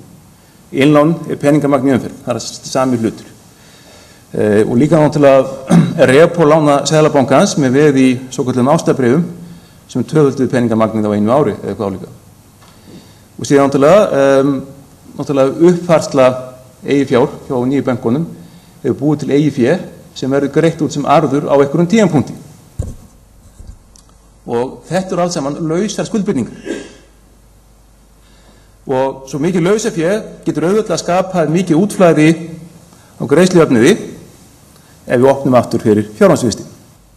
Og hafa því huga þegar skammtíma fjármagn annars vegar skiptir merkimiðin erlend innlent eignarhald eða erlend innlend myntsamsetning í lengu máli. Innlendi fjárhagstæki getur hlaupið jafn hratt úr landi eins og þeir erlend. Og þetta er mjög svona villandi og gróf flokkun að flokka fjárhagstæki því hvort þessu erlendir eða innlendir á mörgum leyti. Og samanskapi skiptir ekki máli hvort þessi skuld í krónum eða erlendri mynt. Ef ég á krónur, við getum dottið því að skipta þeim í evrur hvernig sem er. Þannig að mikið lausafé skapar áhættu fyrir gjaldeyrismarkaðinn. Og það liggur fyrir. Og hér er ég annars með innlánastabbann og hins vegar landsframleiðslu og við sjáum það hvað innlánin hafa aukist verulega. Ég hefur aðeins fjallað þetta áður, akkur þetta gerist og framvegis og ætla ekki að endurtaka það en þetta er gríðarlega mikill lausafjármassi sem núna liggur í kerfinu. Eitthvað af þessu er í eigu erlendra aðila en stærstu hluti er í eigu okkar. Og það er engin lausn á einu vanda að taka krónur úr höndum útlendinga og afhenda Íslendingum ef þeir sem vilja fara með peningum á landi eða einhverjum ástæðum vilja gera það. Þannig að Ísland gekk í gegnum 2 kreppur, bankakreppu og síðan gjaldeyriskreppu. En aðeins önnur kreppan hefur verið í umræðum. Það er svokallaða bankakreppa. Og hin kreppan, gjaldeyriskreppan, hún er ekki aðeins óleyst, heldur liggur henni þagnar gildi. Það er ekki verið að nálgast hana að mér finnst með réttum hætti. Og mínu áliti líka hefur þessi gleymska leitt til ómarkvissar stefnumörkunar, þessi svokallaða forsendubrestur á sér náttúrulega engar hagfræðilegar forsendur. Bara í rauninni dálítið fyndið, sko, land sem er með 30-40% viðskiptahalla fjármagnar það með carry trading. Og svo þegar gengi krónar fellur, þá er það forsendubrestur. Einhver hefur sagt að þetta var eitthvað sem var algjörlega augljóst. Og ég rauninni velti fyrir mér þetta fordæmi sem hefur verið sett að sko skapa vanda ef að króna fellur aftur, að þá muni þú aftur hópast fólk fyrir framan Alþingi og heimta endurgreiðslu. Og ég veit sko mikla saman með fólki í skuldavandræðum en þetta er samt ákveðin vandi sem ég sé til þannig framtíðar. Raunveruleg og trúveruleg tímasett áætlun mannum haft hefur gengum fram. Ég er ekki að segja þessi auðvelt að búa hana til en hún hefur ekki enn komið fram. Mér í rauninni persónulega frá því að AGS fór úr bænum að það hefur í rauninni mjög lítið komið fram á svona konkrét tillögum. En ég veit að það eru hópar að vinna á þessu máli og svo sem býtir að það gerist. En svo finnst mér nálgun ríkisstofnana og ýmissa opinberra nefnda, einnig hefur ómarkviss, menn hafa týnt sjálfum sér í Excel-skjölum. Hugtökin þolinmótt, óþolinmótt fjármagn eða innlendur, erlendur fjárhustir hafa mjög takmarkaði þýðingu. Það sem skiptir máli eru instrumentin sem peningarnir eru í, tímalengdin á þeim, tegundin á þeim. Ekki nákvæmlega hverjir eiga þetta. Þannig að þó ég sé Íslendingur eða útlendingur, sko, ég get verið þolinmóður eða óþolinmóður. Ég get líka breyst frá því að vera þolinmóður og verða óþolinmóður eða eitthvað álíka. Þetta er ekki aðal málið. Instrumentin sem peningarnir eru í, Það á að vera fókusinn. Til einhverju leyti arfleið frá neyðarlögunum þar sem bönkunum var skipt í erlent innlent, en ef við ætlum að vera áfram í þessum fasa að þarna í þessar flokkun útlendingar, Íslendingar, við getum ekki annað með höftin nema að reyna að útiloka útlendinga, það er reyðið þeim út í kerfinu sem er inni, þá munum við ekki komast áfram með þetta. En það er alltaf mín skoðun. Og mín áliti líka að íslenska þjóðin ekki enn farin að spyrjast í rétti spurningana höftin og afnáð þeirra. Og þarna að því að stjórnmálamenn náttúrulega geta aldrei gengið lengra heldur þjóðin tilbúin að fylgja. Allavega, svo við komum að efninu, til þess að minnka líkurnar og snögghömlunar vanda, þá þarf náttúrulega að draga úr lausafjárskuldbindingum. Fjármögnun bankana þarf að breytast. Meira færi yfir í lengri skuldabréfafjármögnun. Við þurfum líka að smækka bankakerfið. Það náttúrulega smækkaði verulega. Það var 10 sinnum landsframleiðsla, núna eitthvað svona cirka 1,75 sinnum landsframleiðsla, eitthvað álíka, sem þið kíkt á þetta síðast. Ég held að það gerur það einhver leyti með því að færa eignir sem eru núna á efnahagsreikningum bankana yfir á efnahagsreikninga annarra aðila. Svo framvegis líka að við förum meir út í bandaríska tegund af fjármálalegri milligöngu sem helst í milligöngu markaði, það sem það er ekki tímaumbreyting sem á sér stað. Munurinn á milligöngu markaði, eins og er í Bandaríkjunum, það sem að fyrirtæki selja skuldabréf á markaði til fjárfesta og hins vegar evrópsku leiðarinnar, er tímaumbreytingin að miklu leyti. Það er þessi bankar taka við innlánum sem er stutt lán út langt. Og einhver leyti þurfum við að fara að huga því að fara meira út í þarna beina fjármögnun.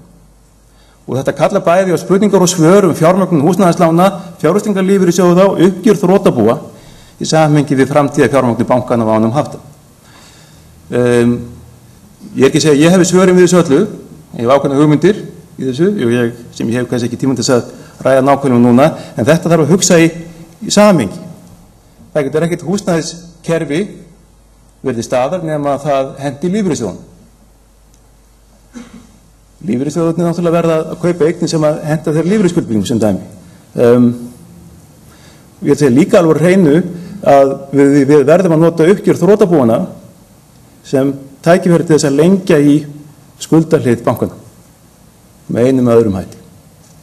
Og svo að lokum, eins og sagði í upphafi, með setningu hafta er hægt að setja innlend markmið í fyrsta sæti, lækka vexti, efla hagvöxt, ná niður verðbólgu og svo framvegis og það hefur heppnast að mörgu leyti. Sumu leyti hefur náð mjög góðum árangri eins og fjármálaráðherra minntist á. Náðum mun betri árangur núna á þessu ári að ná niður verðbólgu heldur en ég hefði búist til sjálfur sem dæmi. En þegar við ánum höft þá verða þessi markmið að víkja tímabundið. Og það verður eiginlega ríkja þjóðarsátt það. Það getur engin ein venjuleg ríkisstjórn gert þetta nema þá í samvinnu við allt þingið. Svo líka annað. Ég hef heyrt að það sé vandamál með fólk sem skilur eða missi maka að þegar það hittir annað fólk þá er alltaf að tala sína fyrir konu eða fyrir mann eða eitthvað líka. Við veitum ekki mikið konur en það er ekki vinsælt að tala aðra konur þegar maður en mér finnst þetta svona minnandi á umræðan krónu. Það er að segja krónan er lítill sveigjanlegur gjaldmiðill sem slíkur hefur hann kosti og galla. Og menn geta skoðanir því hvort að sé heppilegra að hafa aðra gjaldmiðil eða ekki, en menn verða þá að tala það mynt sem við höfum, ekki einhverja aðra mynti sem okkur myndi langa til þess að vera með.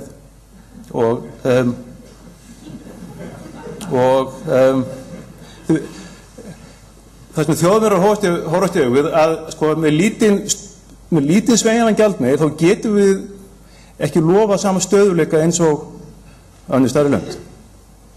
Og það er líka ákveðin kostur. Eins og margótt við satt fram, þessi mikli stöðuleiki evrunar kemur oft í veð fyrir aðlögun, að kreppunni, meira atvinnuleysi og framvegis. En það er líka fyrir því fyrir mig sér að stjórnmálmennum í Íslandi geta ekki lofað öruggu kaupmætti með krónuna, frjálsa, lágri verðbólgu og stöðugri greiðslubyrði þegar litið til lengri tíma. Þetta eru sveiflur í þessu. Og þetta er eitthvað sem við verðum að horfast í augu við. Og Helsta hætta núna sé ég að nýtt Ísland núna að byggjast upp, sumu leyti hefur vel tekist til og byggjast upp á þeim falska stöðuleika og öryggi sem fjármagnshöftin hafa skapað. Og þegar til kastana kemur vilja Íslendingar ekki stíga upp úr hægindastólnum. Það er svona það sem ég óttast og það tók 62 ára að afnema höftin og við tók sérstaklega eftir því að í greininni sem hún María Ellingsen las svo vel fyrir okkur áðan rættum það að þeir menn sem settu höftin 31 og gátt ekki ánum og voru ekki vitlausir heimskir eða með slæma hvatir. Þetta ég held að þjóðin sjálf hafi ekki verið tilbúin að gera þetta. Stjórnmálamenn geta aðeins gengið jafn langt þessu þjóðin er tilbúin að fylgja. Og ef við lítum á þetta hérna, síðasta myndi mín, þetta gengur krónum á evru og þetta er mynd sem ég tók upp eftir AGS, svo það liggur fyrir að Seðlabankinn hefur haldið króninni innan ákveðna vikmarka svona frá 2010, 170, 150, núna svona 165, 155. Og hann er haldið innan þessar vikmarka, bæði með herðingu hafta.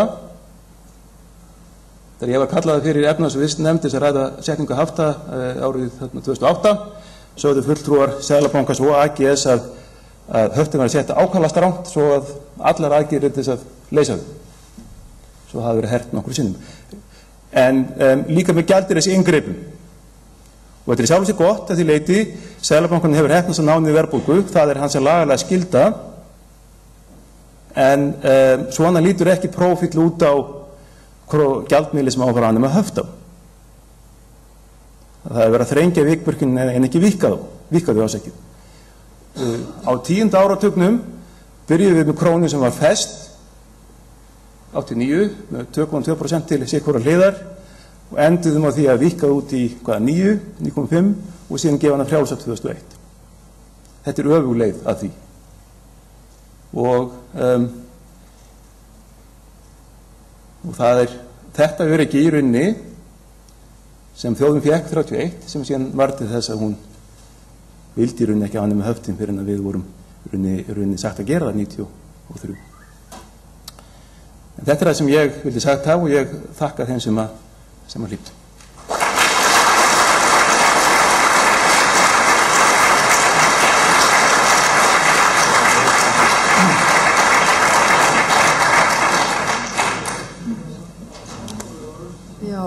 Kæra þakkir Ásgeir Jónsson. Nú er komið að síðasta fyrirlesara. Það er ekki gefið tækifæri til að spyrja spurninga á þessu stigi. Þið verða að bíða með það þangað til við göngum hér út og hittumst hér fyrir framann.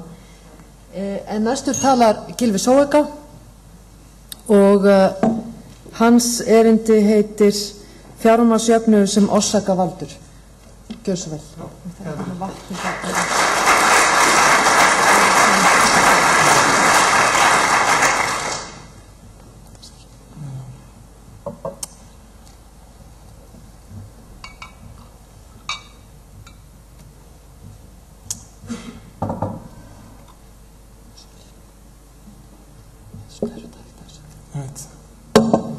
Já, ágætu fundargestir, þetta er mikill heiður og ánægja að fá að koma hérna í dag því að eins og Tryggvi sagði að þá kunni Jónas vel að meta að vera hér hjá okkur en við kunnum enn betur við að hafa hann hér og hans er sárt saknað, ekki bara vegna þess að hann var hérna forvitinn og jákvæður og fullur af reynslu og góðum ráðum heldur var þetta maður sem að hann virtist ekki líta óstórt að sjálfa sig, hann var ekki með punktur alls, heldur var hann sá sem horfði á að reynda að skilja umhverfið sitt, að reyndi að komast að því sem var réttast og draga síðan þessi réttastar ályktanir, ekki fyrir það sjálfan, hann skipti engum máli, heldur af umhyggju fyrir þjóðfélaginu og okkur hinum, svo að þetta var mikill mannkosta maður sem að við kunnum mikið að meta. Það sem ég ætla að gera núna er í fyrsta lagi að draga saman þá sýn sem að ég sá í gegnum hinn fjölmörgu samtöl sem að við áttum í gegnum árin. Þá sýn sem hann hafði af samfélaginu og síðan að fara inn á hagfræðina í framhaldi sem Ásgeir sagði hérna áðan. Og ef ég byrja hérna, þá man ég í fyrsta sinn sem ég hitti Jónas Haralds, þá var ég í Hagaskóla, 15-16 ára gamall, og þarna kom bankastjóri Landsbankans til að tala við okkur markaðshagkerfi, höft og peningastefnu, og ég var að segja eins og verið að þegar maður er 15 ára er þetta ekki það sem er efst í huga, en ég man ennþá sumt af því sem hann sagði, og ég man eftir því að hann sagði að þegar hann tók við embætti ráðuneytisstjóra í viðskiptaráðuneytinu 1959, þá var hans fyrsta embættisverk var að leyfa innflutning á jólaeplum. Þannig að ráðuneytisstjórinn þurfti á hverju ári að skrifa nafni sitt til að leyfa innflutning á jólaeplum. Svo man ég eftir að hann sagði að á þessum tíma fekk almenningur að kaupa rússneska bíla en leigubílstjórar ameríska bíla. Og þetta sat í mér vegna þess að þó ég hef ekki mikið áhuga á efnahagsmálum, þá vissi ég að það var ekki skemmtilegt að þurfa að keyra holóttar götur Reykjavíkur í Moskóvits eplalaus. Svo ég man eftir þessu, það var 1978. Í síðasta skipti sem ég að tala var árið 2010 í febrúar, þá var hann orðinn níræður og þá var hann líka að tala á svipuðum nótum.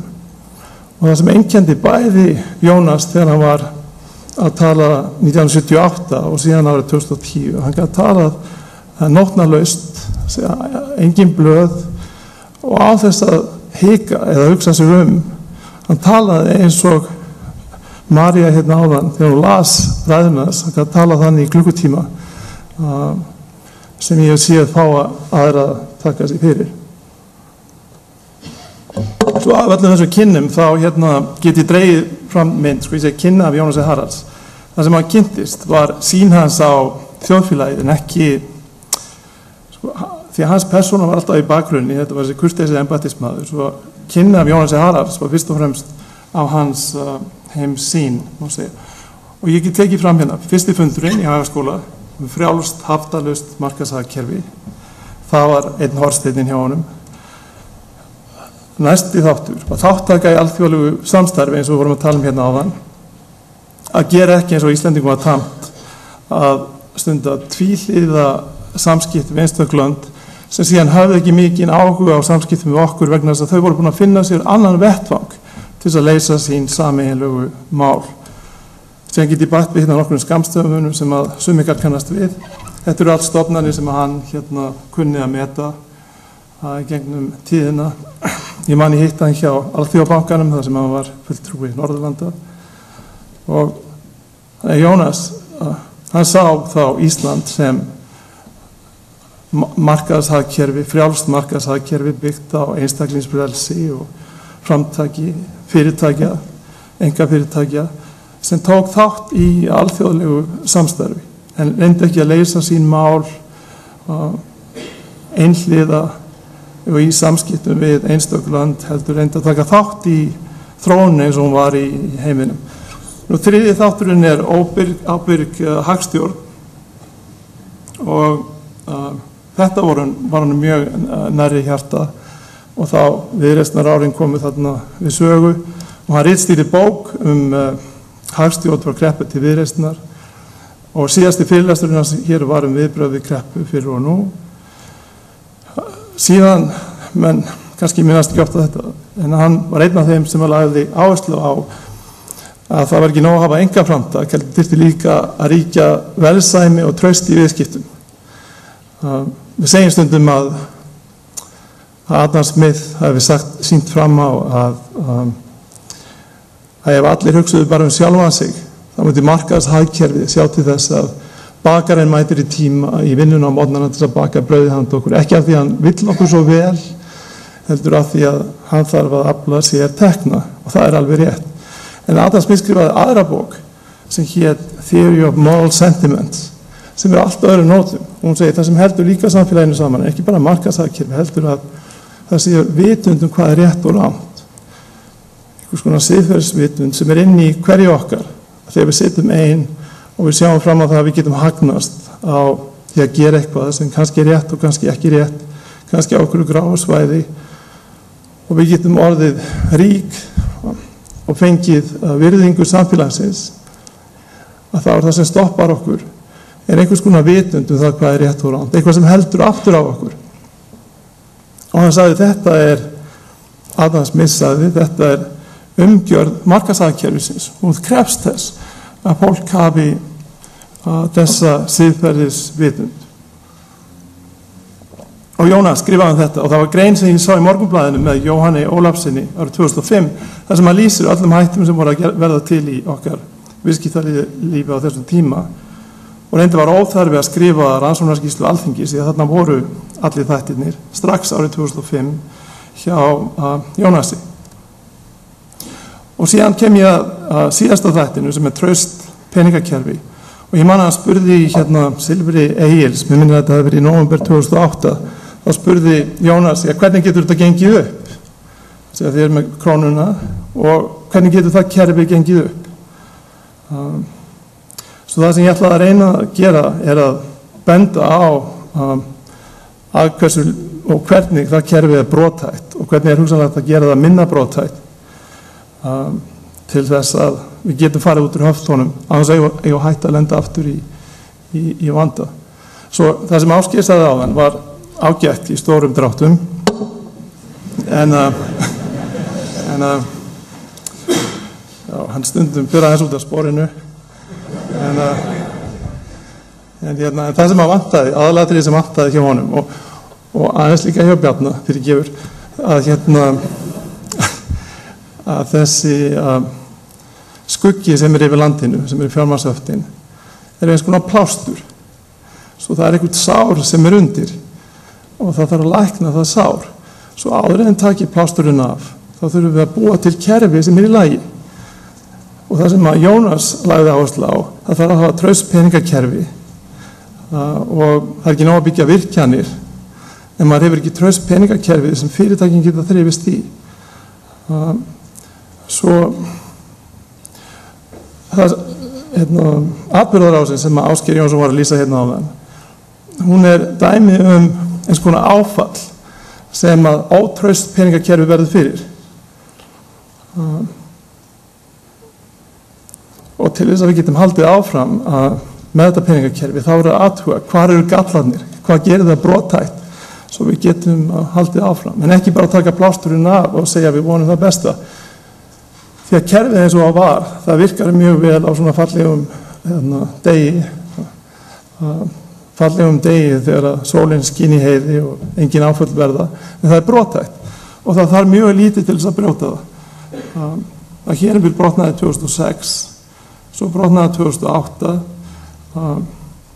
það hefði brotnað þó að heimurinn hefði haldið áfram að sigla áfram án áfalla. Svo það er eitthvað sem er í okkar peningakerfi sem þarf að passa upp á áður en lengra er haldið.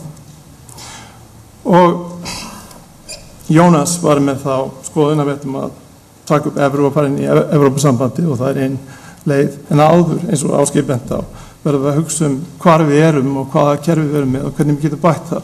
Svo það sem ég ætla að gera hérna er að Ásgeir var ekki með eina formúlur en það verður alltaf að vera ein mynd sem eru 2 hagfræði fyrirlestrar. Svo það sem ég ætla að reyna að fara yfir er hérna hagfræðina bakvið af hverju kerfið er svona ótraust og reyna svo að sína hvernig er þetta að bæta í það þannig að sé ekki svona ótraust. Hvaða fórnir þarf að færa til þess að sé ekki ótraust. Og þá er búið að færa fórnir og þá sjáum við hvernig kerfið getur verið hjá okkur með krónu og við getum borið það saman með ykkur önnur kerfi sem við getum hugsanlega tekið upp í framtíðinni. En við getum ekki, ég vona ekki, tekið þöftin af þetta text og haldið áfram eins og ekkert hafi í skorist. Svo það sem ég ætlaði að segja hérna er svo hagfræði sem að liggur á bakvið það af hverju krónan er ótraust. Má segja að sé, nú er Jónas ekki hjá okkur þannig að ég verði að fara aftur í tíman í staðinn fyrir hann, svo við getum farið aftur til 1919 þegar að Þjóðverjar voru þvingaðir til þess að greiða stríðsskaðabætur eftir fyrir heimsstyrjöldina. Og þá var Keynes einn af fulltrúum Breta í Vestsölum og honum blöskraði hvernig var komið fram við Þjóðverja. Svo hann fór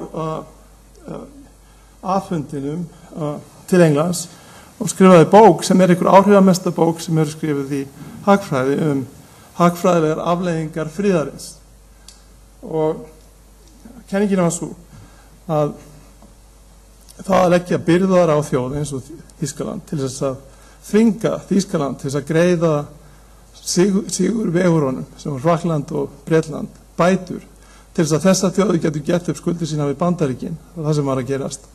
Og vildi að þýskur almenningur greiddi stríðskuldir Breta og Frakka við Bandaríkin, krefðist of mikill að fórna af þjóðurum og það verið of erfitt fyrir Þýskaland að greiða þessa bætur og þess vegna myndi þetta leiða til pólitískarar upplausnar í Þýskalandi með ófyrirsjáanlegum afleiðingum. Og það einmitt vegna þessara bókar og reynslunar í kjölfari sem að í kjölfar síðari heimsstyrjaldar voru ekki lagðar slíkar skaðabætur á þá sem töpuðu þeirri styrjöld. Þvert á móti komu Bandaríkin með mikla styrki til Evrópu og styrki sem við nutum hér í formi Marshall aðstoðar. Svo hagfræðina bak við þessa bók Keynes, hún svo að velta því fyrir sig hvernig maður getur flutt kaupmátt á milli landa. Það er að segja, viljum að eins og núna Íslendingar gefi upp kaupmátt, gefi upp lífskjör til þess að einhver önnur þjóð geti haft betri lífskjör af því að við skuldum þeim peninga. Svo hvernig getur maður fært þá lífskjör eða kaupmátt á milli landa? Og Keynes sagði eina leiðin svo að minnka kaupmátt þjóðar í innflutningi. Það er að segja, eina leiðin svo að gera viðkomandi þjóð erfiðara fyrir að kaupa innflutning til þess að þvinga fram viðskiptaafgang og viðskiptaafgangurinn hann býr til gjaldeyristekjur sem síðan hægt að nota til þess að greiða útlendingum.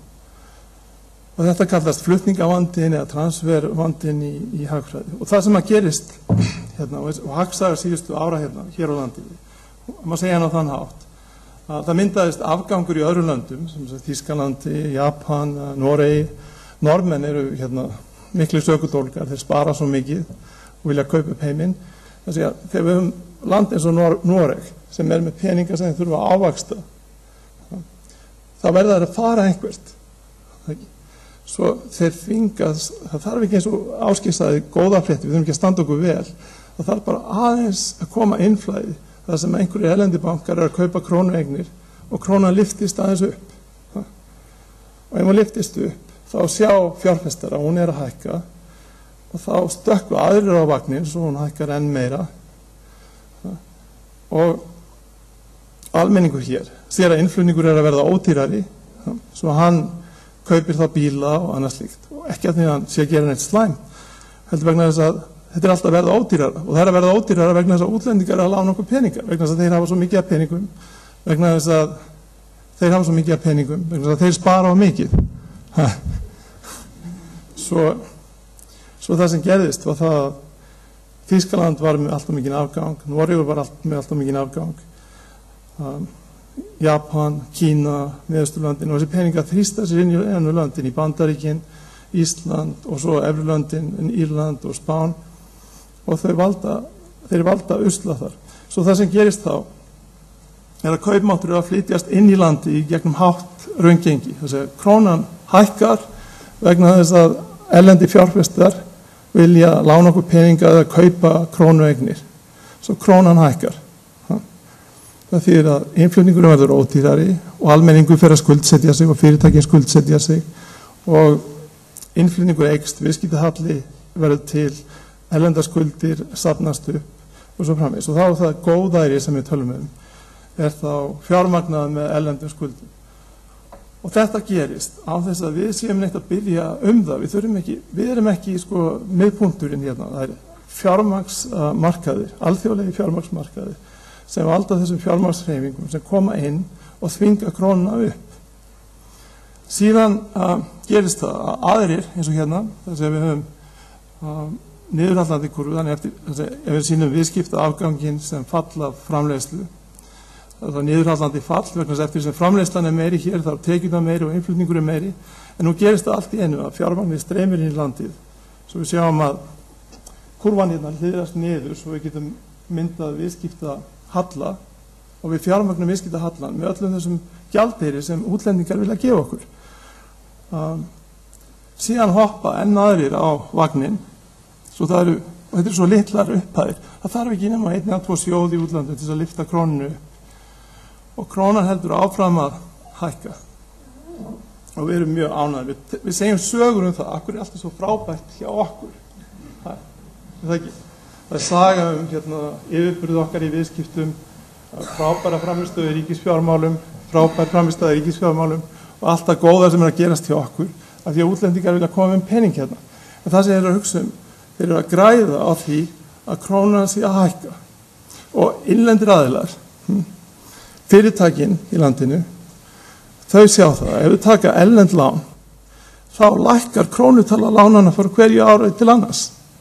Svo fyrirtækin sogast inn í þetta líka að skuldsetja sig í erlendum myntum, af því að þau sjá fram á að gengi krónar hækki, svo þau fyrirtæki sem eru skuldsett í erlendu sína miklu betri afkomu heldur en hinn sem eru skuldsett í krónum. Heimilin sáar svo líka inn í þetta. Svo allt í einu verður til þjóð sem er í gjaldeyrisbraski, þar sem hún er í stöðutöku á gjaldeyrismarkaði, hún er að veðja á það að krónan hækki enn frekar. Og ef veðmáli gengur upp, þá er hagnaður. Ef það gengur ekki upp, þá verður kerfishrun. Það segja, fleiri og fleiri hoppa á vagnin, taka erlend lán, taka stöðu með krónunni af því eitthvað gott er að gerast hér. Seðlabankinn síðan, ef að þetta innflæði fjármagns veldur því að framleiðslan eykst, þá bregst það við með því að hækka vexti, en hærri vextir því það enn meira innflæði, því að nú er krónan enn betri kostur, hún er ekki bara að hækka, þetta gefur hún líka hærri vexti. Svo við fyrir með vextina upp í 15% eins og sumarið 2008, þá er þetta nokkuð góð díl, það er 15% vextir og hún er að hækka. En vandinn er sá að eftir sem skuldirnar vaksa, þá er meiri hætta á að innflæði breytist í útflæði á að krónan hrapi. Og það gerist fyrir en síðar að hún hrapar. Hún er búin að hækka aftur og aftur, vextirnir fara stöðugt upp, meira og meiri skuldir og vaxtatæki Seðlabankans, það virkar því að öfugt, því að með því að hækka vextina, þá dregur að fjármagn. Þú ert að auka innflæði fjármagns, svo auka útlánabólunar því að það verður að lána út í öðrum myntum. Svo ég geti grætt á þannig að ég myndi búa til eignarhaldsfélag sem tæki erlend lán úr bankanum, síðan myndi ég kaupa krónueignir sem eru miklu hærri vexti, vaxtamunurinn er hagnaður sem ég get síðan borga sjálfur mér inn á reikningi minn, og þegar krónan fer niður þá fer eignarhaldsfélagið hausinn og bankinn fer hausinn, en ég held peningunum mínum eftir. Þannig að vaxtamunurinn sem verður til, hann togar að þetta erlenda fjármagn og magnar vandan, og hann meira að býr til tækifæri til þess að græða, en leið að setja landið í hættu, svo bankakerfið í hættu. Svo þetta er vandinn, að það þarf mjög lítið innflæði erlends fjármagns til að lyfta krónu upp. Aðrir fjárfestar hoppa á vagnin, hún hækkar enn meira. Innlendir aðilar fara að skuldsetja sig erlendri mynt. Það er stöðutaka með krónunni, skuldir vaksa, svo framvegis. En síðan kom einhverja slæmafréttir og menn vilja loka stöðunum að komast út úr krónunni og hún hrynur.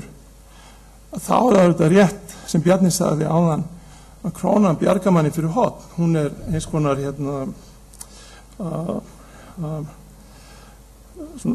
svona vörn í neyð, þannig að kaupmátturinn fer niður, viðskiptahallinn breytist í viðskiptaafgang. Á nokkrum vikum getum við fengið viðskiptaafgang, svo algjör umsnúningur frá viðskiptahalla í viðskiptaafgang. Svo þessi fjármagnsflæði inn og út, þau valda þessum óstöðuleika og þau vinda upp á sig. Þegar krónan hækkar þá stökkva alltaf fleiri og fleiri á hana, þegar hún lækkar þá stökkva alltaf fleiri og fleiri af henni.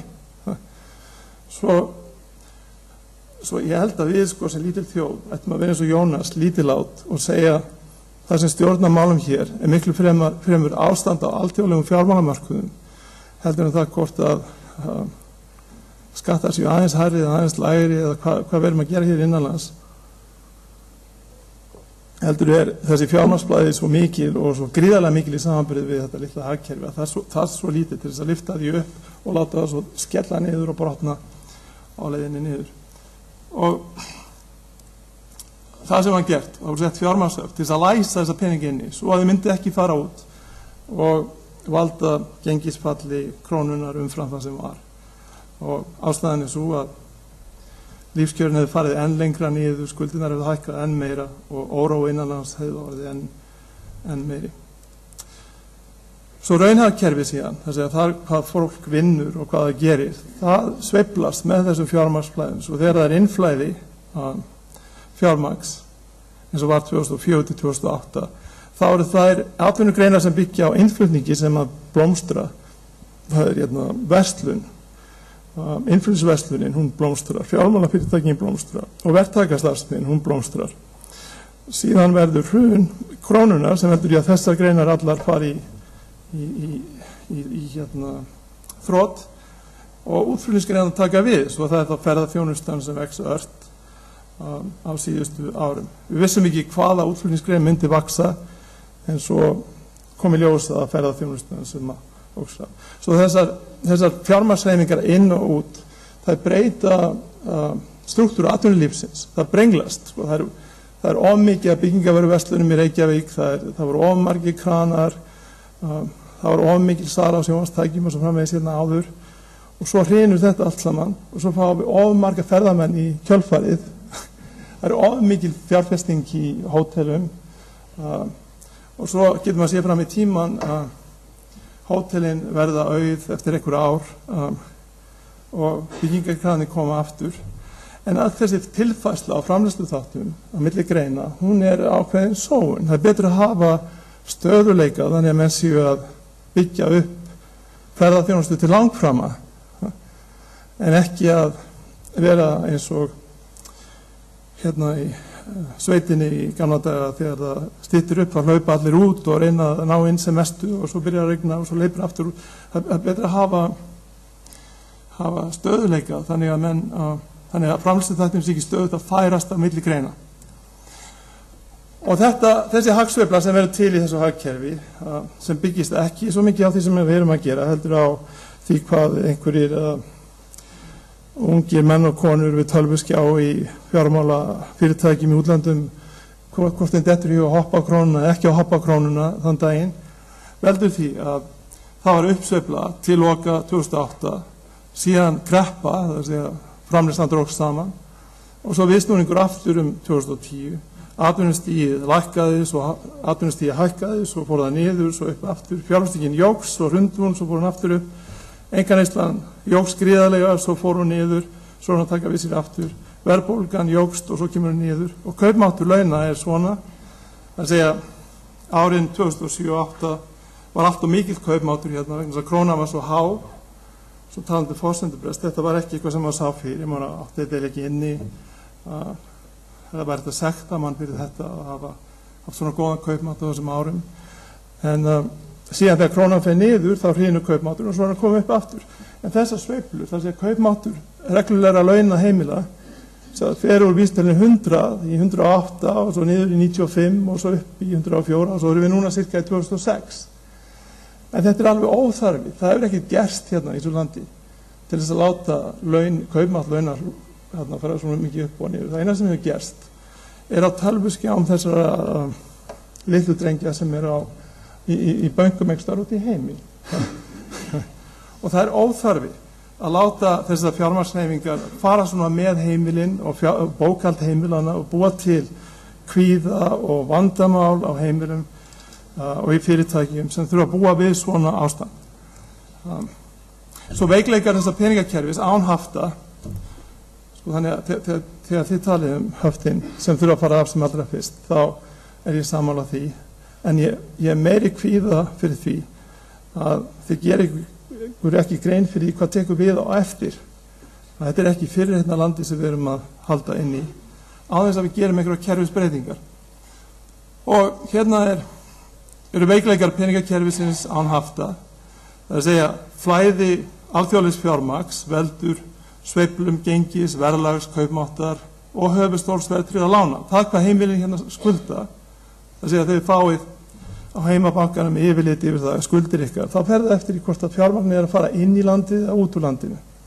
Ef að fjárfestar vilja fara út úr krónunni, þá lækkar gengið og höfuðstóll lánanna ykkar hækkar. Ef þeir vilja koma aftur inn, þá lækkar höfuðstóllinn. Svo það hvað við skuldum fer eftir í hvað fjármagnseigendur og erlendi bankar er að gera á hverjum tíma. Svo það er veldur veikleika peningakerfisins og hagsveiflan stjórnast að veru leiti af aðstæðum á alþjóðlegum fjármálamarkuðum. Viðskipta aðgangur í öðru löndum eins og Þýskalandi fyrir 2008 getur, án þess að við séum að kalla á það, valdið þrýstingi á gengi krónunar þegar þýski bankar reyna að fá ávöxtun á sitt fé með því að finna einhverja aðilega sem eru tilbúinir að taka lán hjá þeim sem heldur síðan gengishækkun krónunar og viðskiptahalla hér. Og skyntilegt útstreymi fjármagns vegna breyttra aðstæðna erlendis veldur gengisfalli krónu og stökkbreytingu kaupmáttar og höfuðstóls fasteignalána. Svo þetta er brothætt kerfi og þetta er kerfi það sem að vill í rauninni fá erlend fjármagn inn til þess að kaupa sér gálgafrest en maður óttast alltaf að fjármagnin fari frá manni og maður getur lent í þessi stöð að borga þessum fjárfestum gríðarlega háa vexti. Svo fyrir þarna nóvember 2008 var verið að greiða erlendum krónueigundum að því líkar voða upphæðir bara fyrir það að halda sig inn í krónunni og segja ekki fara frá mér því að þá fer allt á liðina hérna. Svo hvað þurfum við að borga ykkur mikla vexti 15%. Þeir voru með 600 miljardar upphæð í vaxtamunaviðskiptum 600 miljardar þegar að þjóðarframleiðslan er 1700 miljardar 600 miljardar laust fé, peningar sem er að fara milli landa sem við erum að reyna að halda í með því að borga þeim að 10% vexti, þá eru 60 miljardar vaxtagjöld bara til þess að krónan tolli uppi, til þess að skuldir heimilanna hækki ekki, til þess að landi fari ekki á liðina. Svo þetta er gríðarlegu kostnaður og gríðarlega áhætta. Svo ein lausnin er svo að hafa fjármagnshöft í núverandi mynd en þau eru skaðlega vegna þess að þau koma í veg fyrir áhættu dreifingu lífeyrissjóða. Þau valda því ýmsir arðbæri fjárfestingarkostir hérna heima mun ekki nýtast og alþjóðleg fyrirtæki eins og Marel og Össur eiga erfitt með að þrífast í svona umhverfi. Heimilin verða ekki held ég fyrir svo miklum skakkaföllum að þessu. En svo spurningin er svo á síðustu 5 mínútunum, hvernig er þetta að búa til kerfi þá sem er ekki svona brothægt?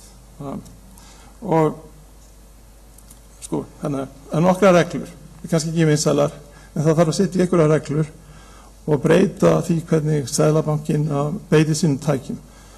Og fyrsta reglan væri það svo að koma í veg fyrir gjaldmiðla misvægi í efnahagsreikningum fyrirtækja, sveitarfélaga og heimila. Og þess að tíminn er að renna út, það getur sagt að það er einfaldlega að banna sveitarfélagum og heimilum að taka lán í öðrum gjaldmiðlum en krónunni. Ef við erum í krónuhagkerfi þá skulda menn í krónu en ekki í öðrum myntum. Það að heimili getur tekið stöð á gjaldeyrismarkaðinu því að skuldsetja sig í erlendu á að vera bannað.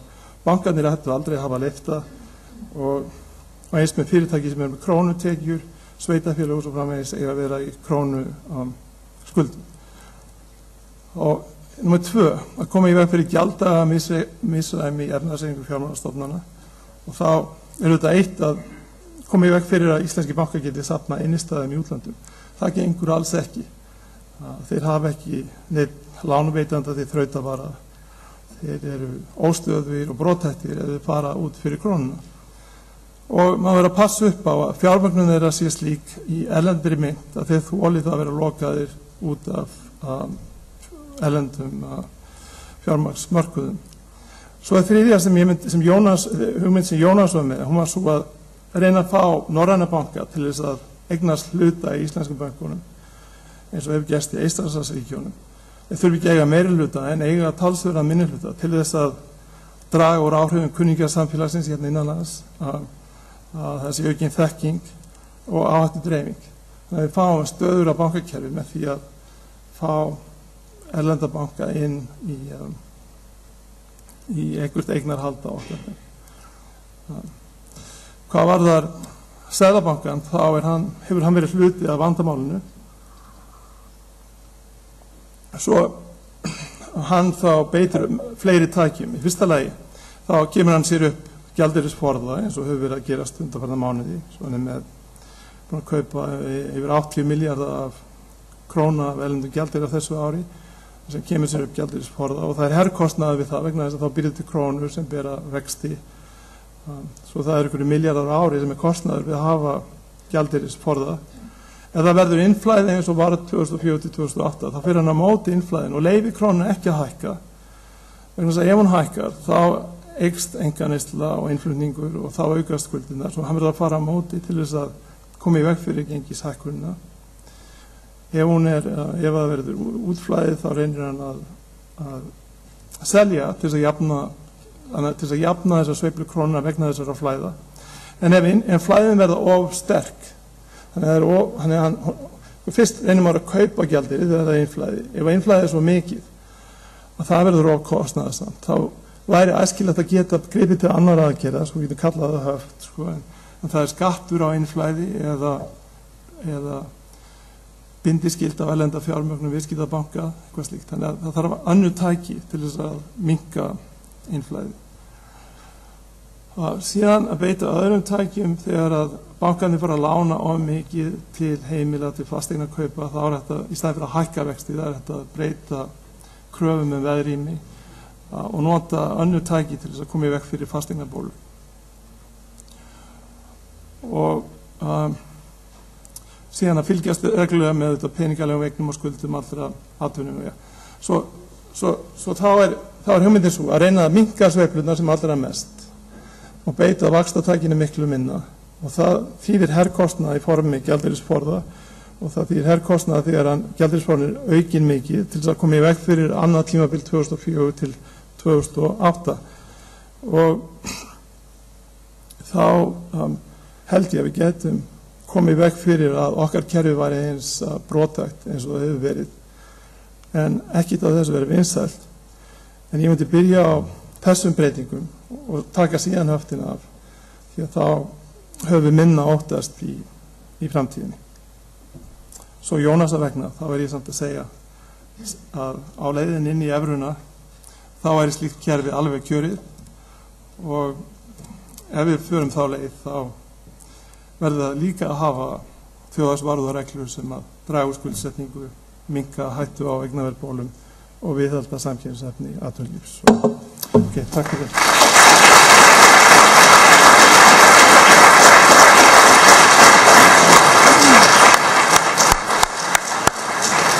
Já, áðan heyrðum við að það var í Moody's sem var orsakavaldurinn en núna er það sparifjáreigendur í Noregi, þannig að það er ekkert skrítið þó að menn lítið til Noregs í ríkari mæli, en